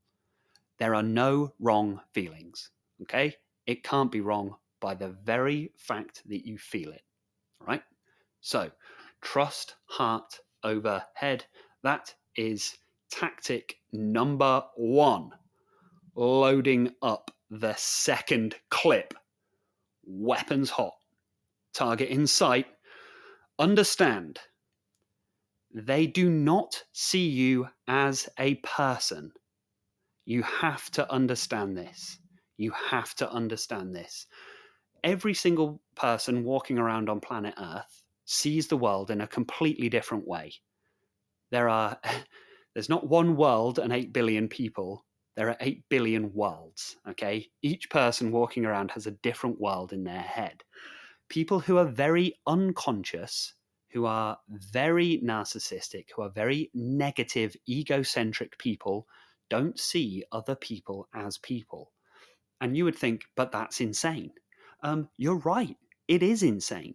But never underestimate just how vividly that these narcissists perceive objects where a healthy person would see another person. A narcissist doesn't see you as a person, they see you as an object. They see you as a toy. They see you as a resource. They see you as labor. They see you as an employee. You know, there's a lot of families like this, okay? There's a lot of families where everyone in the family is treated like an employee. You know, they'd write a contract if they could get away with it. You find this a lot in workplaces as well, or marriages as well. You in relationships, you just find that this person isn't treating the other person like a human being. It's like everyone else on earth is a human being other than the other person in the marriage. It's bizarre. It's sick. It's really, really sick. You have to understand they don't see you as a person. Okay? Once you understand this, you start to understand why they behave the way they behave towards you. Because this goes a long way to removing some of the frustration and the confusion, because you'll be filled with confusion and doubt, and you're constantly trying to rationalize the other person's behavior. Don't try to rationalize a narcissist's behavior, because they're not rational themselves. They don't see you as a person. That's why they're not treating you like a person. That's why they treat you so badly, because they just see a resource. They see you as prey. That's it. They just see another sheep to eat. That's all they see when they look at you. So understanding this is absolutely key, because that informs your behavior towards them moving forwards. Understand all of the normal ways that you relate to people aren't going to work with a narcissist. The usual methods of conflict resolution, of mediation, of trying to use rationality, reason, logic, the basic understanding that we all need to work together for the greater good will not work on a narcissist. They will manipulate, they will confuse, they will sow seeds of doubt. They will do any sneaky, snaky, manipulative maneuver that they can to pretend that they're going along with it, but in reality, they simply don't care. They just don't care. Really get with that. They simply do not care. So if you try to deal with this person using all of the normal tactics and all of the normal strategies for resolving things, resolving difficulties, for affirming your boundaries, trying to say to someone, hey, listen, I'm really sorry. This is a really difficult conversation to have. There's sometimes that I've just got this boundary.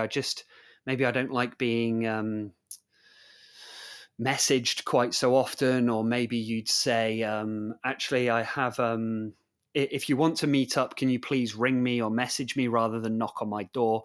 Boundaries like that, or just saying, hey, I'd rather, can we please not talk about like I'm quite sensitive about my body image and things like that. Can we please not talk about my weight again? Boundaries like that. Now, with a healthy person, you can have this dialogue and the behavior stops immediately.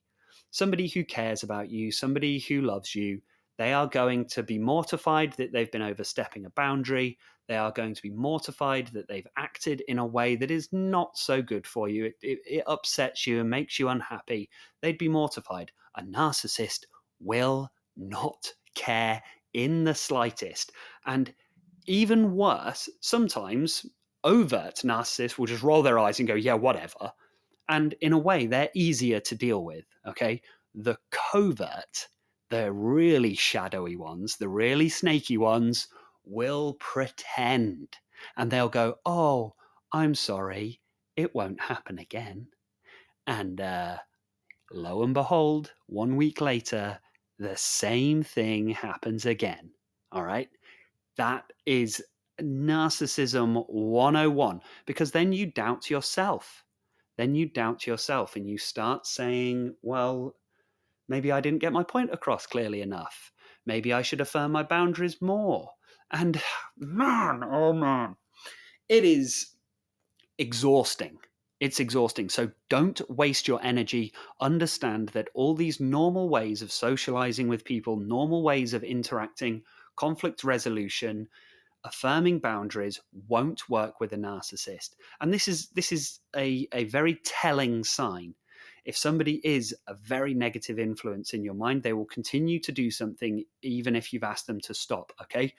Not even once. Not even once. So if you affirm a boundary and they step over that mark, they're out. They are out. Out. I'm saying there is a lot at stake here. There is a lot at stake here. So if you ever get a shot at the devil himself, don't shoot for the leg. Okay? That is 101. Okay? Don't stop messing about with this. It's gone on for long enough. Okay? It's gone on for long enough. It's time to stop mucking about with all of this. Stop namby-pambying around with everything. It's time to go scorched earth, because everyone on earth right now is drained. We cannot keep supporting narcissism. We can't keep doing it. Okay? If you're trying to use the normal ways of resolving conflict, you're pouring your energy into a black hole. You know how a black hole functions and operates? It sucks all of the energy out of all of the stars around it and destroys it. Destroys it. So don't pour your energy into a black hole. It's not going to go anywhere. It's just going to be destroyed. You need to instead put your energy into healthy relationships. Put your energy into healthy friendships, the healthy family unit, the healthy family dynamics, the healthy workplace. That's how we're ultimately going to win, team. That is how we win.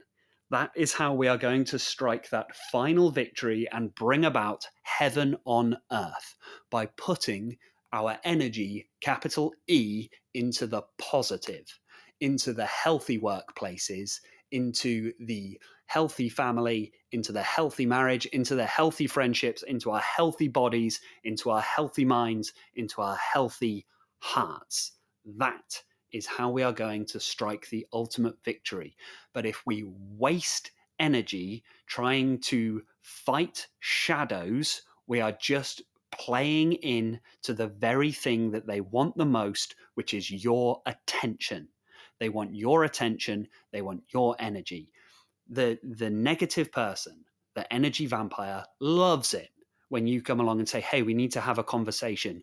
They will pretend to be mortified. They'll go, okay, yeah, let's have a conversation. And they will pretend that they're playing the game with you. I mean, the overt one he'll just roll his eyes and be like, whatever, you idiot, and will try to mock you and deride you, and it's very clear what they're doing. The covert is the shadowy one. The covert is the one who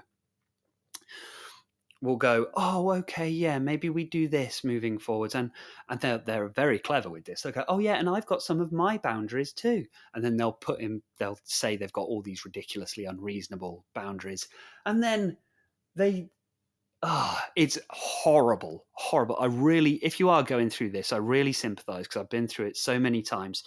They'll pretend that you're being unreasonable for very reasonable things. Like, hey, can you stop calling me that horrible name that you call me? And they'll go, oh, I didn't realize that was so hurtful.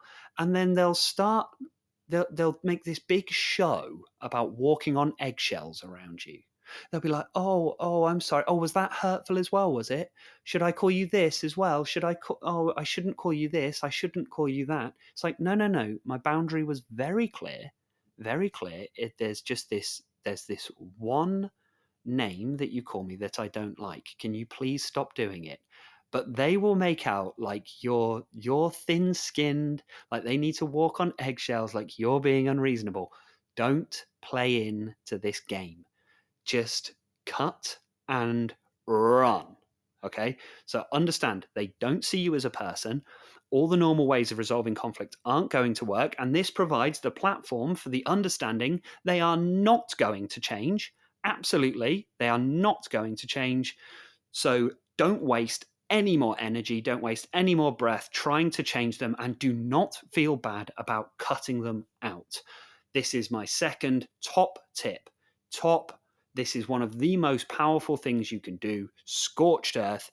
If you have the option, cut them out. If that exists as an option, if this is somebody who's only an acquaintance or somebody you don't have to deal with all that often, literally sayonara. It's see you later. And don't feel bad about it. Don't feel bad about that, because we know what's at stake. Energy capital E is at stake. And actually, this has massive significance, celestial significance. I'll get to that later. But if you can cut them out, trust just and have some faith and some trust that your life will start to improve rapidly once you get into the habit of doing this. At the first sign that something's amiss, the first red flag that comes up in your heart, it's goodbye.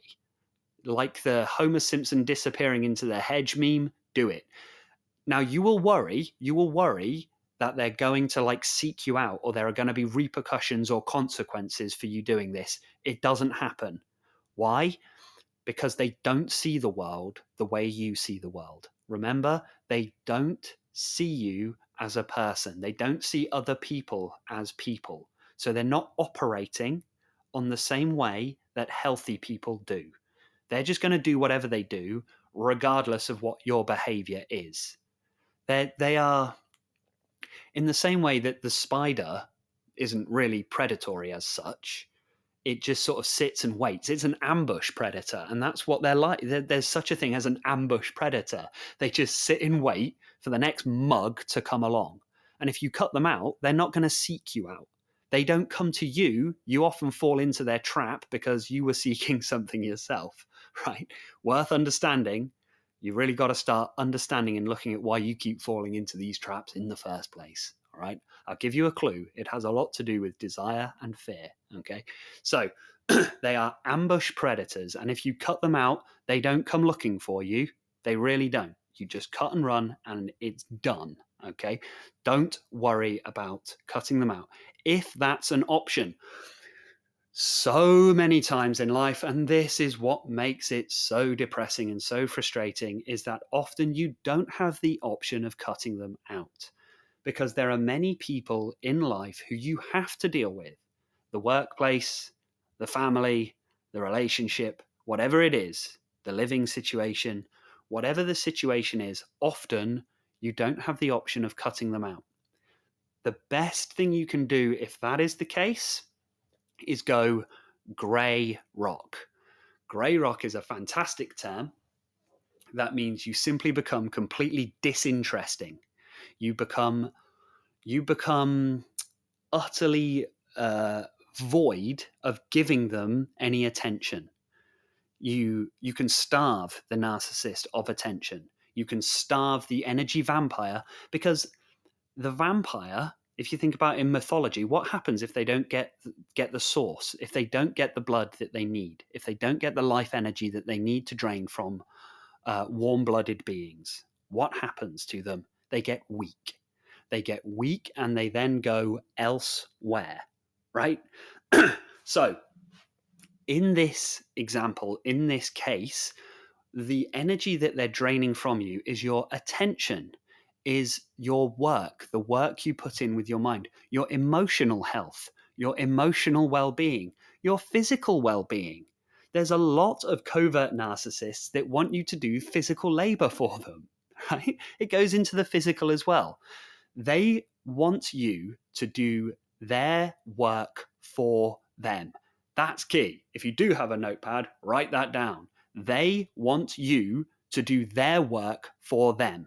Now, you've got enough of your own work to do on your own, right? I'd be willing to bet, especially if you're listening to this and you've listened thus far, you've probably got plenty of your own work to be doing. Don't do their work for them, okay?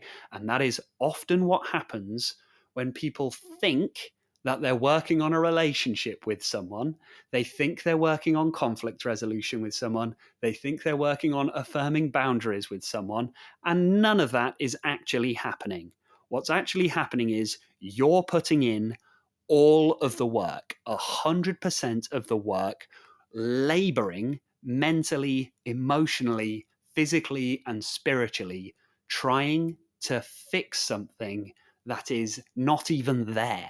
I'm not even going to say it's broken, because it's not broken. There's nothing there. There's no such thing as a relationship with a narcissist, with an energy vampire, with an unconscious person, because they don't see you as a human being. They don't know what relationship means, because relationship requires more than one, and they don't see it like that. They see just themselves. So when you go grey rock, what you're doing is withdrawing. You're doing nothing else other than withdrawing your emotional energy, you're withdrawing your physical energy, you're withdrawing your vitality, you are withdrawing your energy, capital E, from the situation. Don't give them an inch.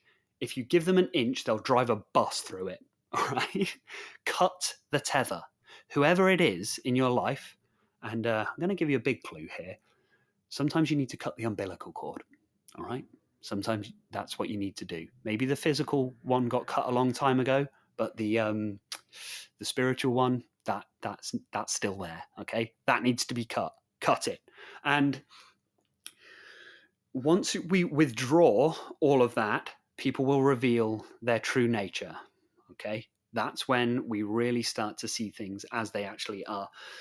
The energy vampire, when they can't get their source, they go somewhere else. They leave you alone. And that's what going grey rock is. You just become completely uninteresting to the narcissist by not feeding into it. So if it's more of the overt one, and they constantly need praise, they constantly need admiration, they constantly need this shallow gratification, just don't give them any. And eventually they'll go and seek it from somebody else. It's as simple as that. It really is. Sometimes you don't need to walk away from a relationship. Just withdraw your energy, capital E, and they will leave of their own accord. It's beautiful, beautiful. Now, if nothing else, if you're finding it very difficult, because I know I'm making all of this sound very easy. It's easy to say in retrospect, but I've been through hell on earth dealing with this sort of stuff. It's awful. It's so draining. It's so demoralizing, particularly when you don't have the physical resources in the world to gain the freedom that you need. It's like you're literally locked up with them sometimes. I think the pandemic maybe showed a lot of people, who belongs in their life and who doesn't, right? So sometimes you get locked up and sometimes you get tied up, particularly when you don't have the resources needed in order to liberate yourself, and you don't maybe have the knowledge or internal resources yet to go fully grey rock. You don't have that strength and courage, and it's horrible. because you often find yourself saying things and doing things that you know you don't really want to do. This happens in abusive relationships all the time, and this is dark, okay? This is dark, but people often say things to appease and aggrandize the narcissist and forgive the narcissist even when they don't feel it in their heart. But they're saying it anyway because that's how deeply they've been conditioned. And nothing will rob you of your self-worth more than that phenomena. It's disgusting. You feel dirty. You feel awful because it if you've become aware that sometimes somebody says something mean to you and you just laugh and go, oh, ha ha ha, you're right, and then you think, why am I laughing? That really hurt me. Okay, this is a very painful place to be in your life. Now, you then start looking these things up and you start thinking, right, I need to reaffirm your boundaries, only to find that you can't. It's too difficult. This is often a sign that you've been deeply conditioned when you're aware that your own behaviors aren't matching what's going on in your heart. Okay? Now, so this is when we can't even go grey rock. It's too difficult even. I can't help but feed into the narcissist's narrative. I just can't help it. I'm not strong enough yet. Okay? This does happen. So, if you find yourself at that point, understand awareness is key. And awareness is the impenetrable, invincible fallback position that we can always take because you are always aware, you are always conscious, always, regardless of whatever the body mind is doing. So if you find yourself in that incredibly demoralizing, demotivating situation where you don't even feel like you have the strength to be able to stand up to what's going on, don't despair, because a lot is happening even if you might not feel like it. Because, hang on, if you're aware that your own behaviors aren't the right behaviors, so a narcissist, the energy vampire, the unconscious person is trying to diminish you, is trying to take away your inner peace, is trying to manipulate you, and you're aware that they're doing it, regardless of your behavior, at least you're aware it's happening. Because previously, you weren't aware. Previously, you didn't know that this was happening. And you kept getting suckered in. You kept getting drained. You were stuck in the web and you didn't even know it. Right? Now you're aware. And yes, it still hurts. You still find yourself behaving in ways that you're invalidating yourself. You're negative about yourself. Even your internal world is negative about yourself. But if you're aware this is happening and you're aware it's not right, we are beginning to set the ground, set the stage. We are beginning to form a new framework for perceiving the world. And from that position, from the new framework, from the deeper ground of understanding, we start to go, okay, there might be other avenues that I can take. And maybe on the micro level, you're not fighting as much as you'd like to. So the comments are coming in, you're being manipulated, you're being invalidated. You know this is happening on the micro level, but on the macro level, on the grander scheme of things, the plans that you're making in your life long term are starting to change. You've changed. You are the ship that's on the ocean, and you were headed for a certain port. Now you've changed course, and you're going to head to a different one. Now you're still in the same part of the ocean. The storm is still raging. There's all of this still going on, but you've changed direction. Okay, so on the macro level, things are going to begin changing for you. The best you can do in that situation is just keep yourself safe, keep yourself strong. meditate. I'm telling you, meditate, because the infinite universal consciousness has not once been manipulated, has not once been abused, has not once been drained of its energy. The infinite universal awareness behind everything is not subject to the same threats and is not vulnerable to the same thing as the individual ego body mind, the temporary, finite, separate body mind that you have come to believe yourself to be is an illusion. If you can meditate and get to an empty, still space, you will find total relief from all of these problems, and you will naturally have the understanding and the download in order to rid yourself of these people forever. Forever. Because if there is no one there, there is nobody left to manipulate. They just can't do it. You go fully grey rock to the world. You go fully grey rock even to yourself, right? You're not even buying your own ego now. You're not even buying your own egocentric narrative. The whole thing, it can be completely discarded, and right there you will find the infinite vitality of life. It turns out it was here all along. The beautiful, wonderful present moment, right here, right now. It was here always, it always will be here, it will never leave you. Consciousness can't leave you by definition. You are never not conscious. It cannot invalidate you. It cannot abuse you. It cannot manipulate you. It always wants what's best for you. It is always urging you to do the right thing. And by right thing, I mean the healthy thing. Start listening to the heart, and the infinite universal consciousness will guide you towards healthy connections.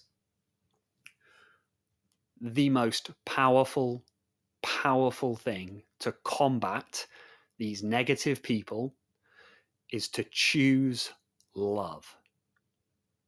Love. Find healthy connections. Find people who are healthy, who are well, who are good. There are many of them, many of them everywhere. Don't fall into the narrative of going, oh, well, human beings are just rubbish. I hate humans. Oh, the world's just going to hell. It's all no good. Don't fall into that narrative, because where's that going to take you?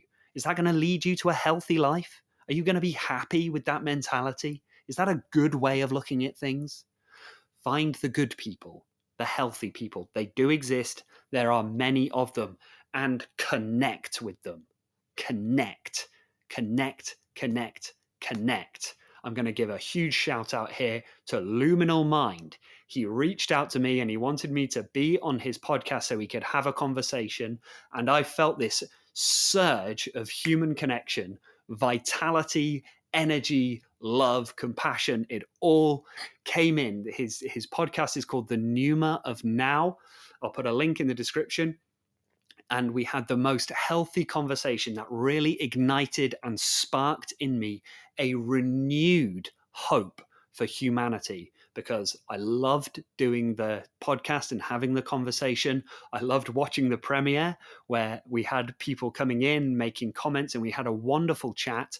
And I realized there are people out there who are good, who are switched on, who are aware, who are conscious, who are filled with love, who are filled with life, who are filled with light, who are doing the good work, the Lord's work, who are doing the work of the whole, the infinite, universal consciousness. They do exist. And if you connect with them, you are plugging yourself in to the infinite source of energy. And this source of energy is a blinding light. It is a fire that burns away the shadow. It burns away all of the negative, the energy drainers, the narcissists, the vampires, and yes, the demons. It burns them out.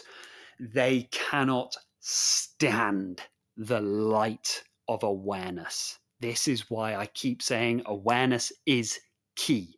They cannot stand it. They can't.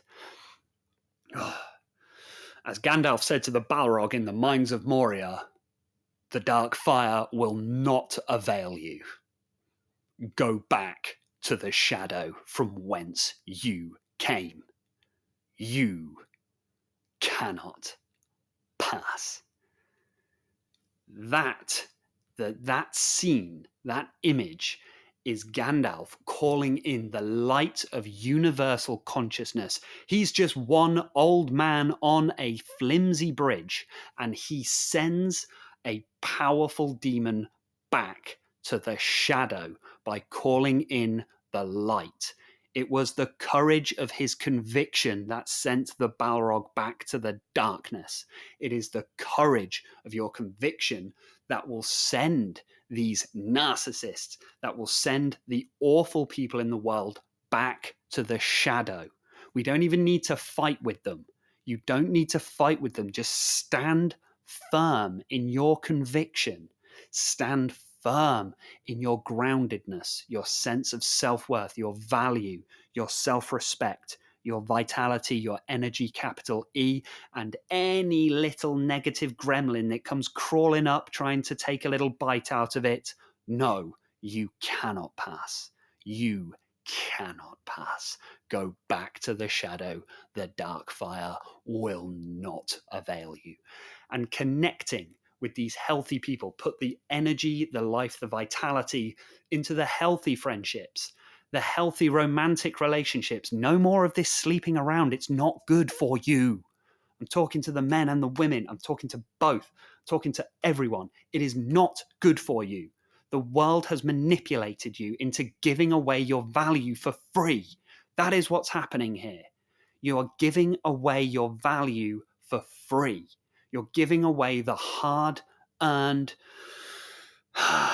energy, the gold of your life. You're giving it away to any old dork that asks. We've had enough of it. And this is a call to arms right now. This is a call to arms. It's gone on for long enough. It is not just the way things are. It's not, oh, you can't change people. Oh, it's just the way things are. No, that is the narcissist's narrative. No more, no more. We've had enough, enough. And I feel it on a deep spiritual level. Things are about to change.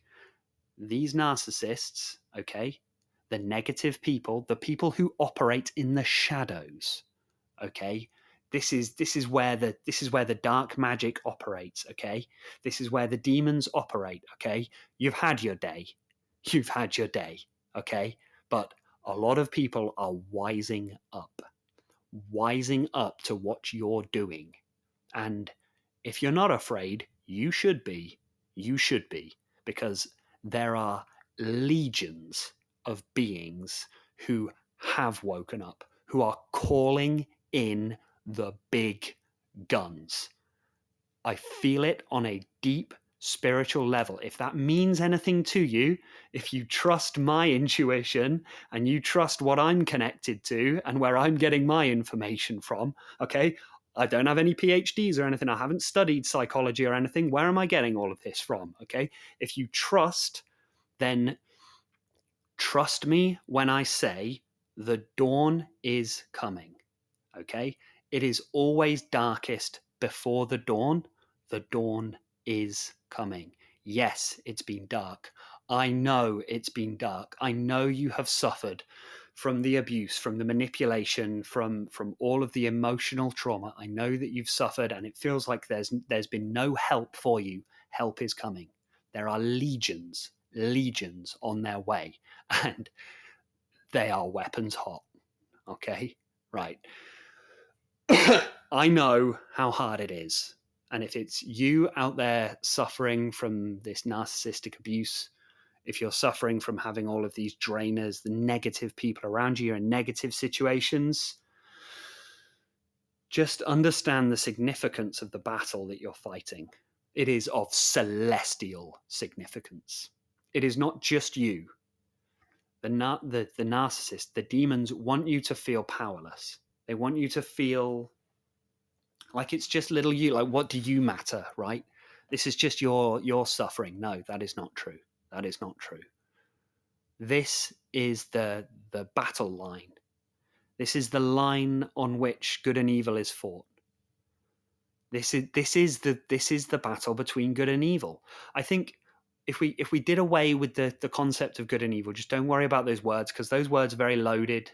Those words come like with a lot of everything kind of already attached to them. So instead of seeing it as good and evil, see it as unconscious and conscious. We are looking at bringing the consciousness level up and let the unconscious behavior just fall away. So if you are up against it, and I know how tough it is, how demoralizing it is, how painful it is, understanding that it's a worthy fight. It's worth it. It really is, because your consciousness is deepening and you are growing in so much strength.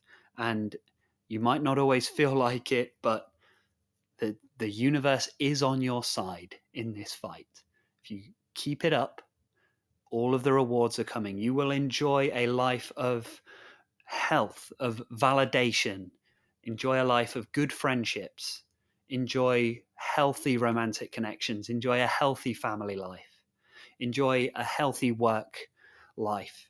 And just all of these things are coming as long as we don't go to sleep, as long as we don't become unconscious, don't fall into the patterns, the old patterns, the enemy's patterns. Don't fall into that. Instead, trust that intuition, and day by day, just calm. A sense of assuredness will begin to grow. That sense of assuredness and light and energy will return. The ultimate defense, as I mentioned before, is the infinite universal consciousness. Find that practice, whatever it is for you. It's going to be different for everyone, but find the practice that brings you peace. And no one can take that away from you. Understand you don't need other people. This is how we get sucked into this trap in the first place, by thinking we need people. You don't. It's nice to have like minded people around. They can bring a lot of love and joy to your life, and you can share your love and life and joy with other people, with healthy people. But you don't need them. That's the difference. As long as you need something, it has power over you. No more. No more. We've had enough. We've had enough of that. No more need. No more desperate clinging.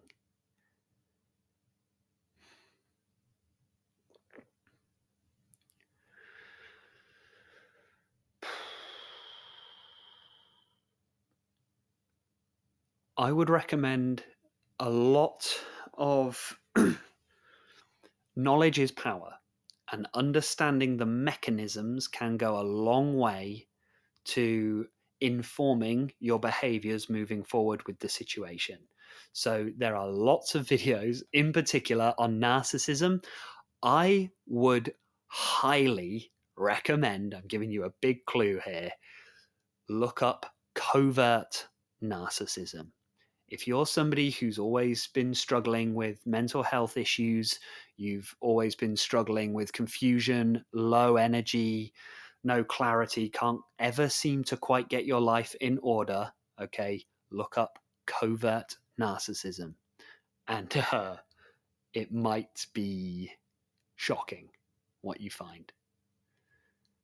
That is everything I have for you on the Power of Now What, episode 16. Thank you so much for listening. I cannot tell you how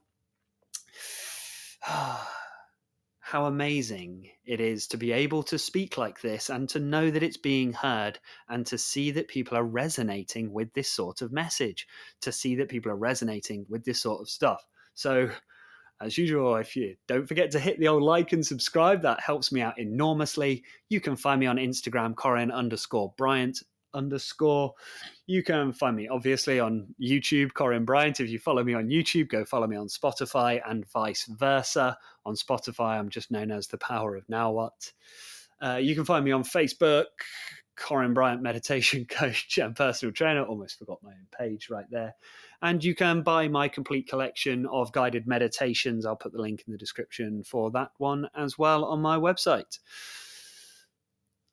I think that's everything that I have for you today. Take care out there, everyone. I know it's tough, and it seems particularly tough at the moment, but the dawn is coming. Thank you so much for listening, everyone. Take care, be well, and stay present.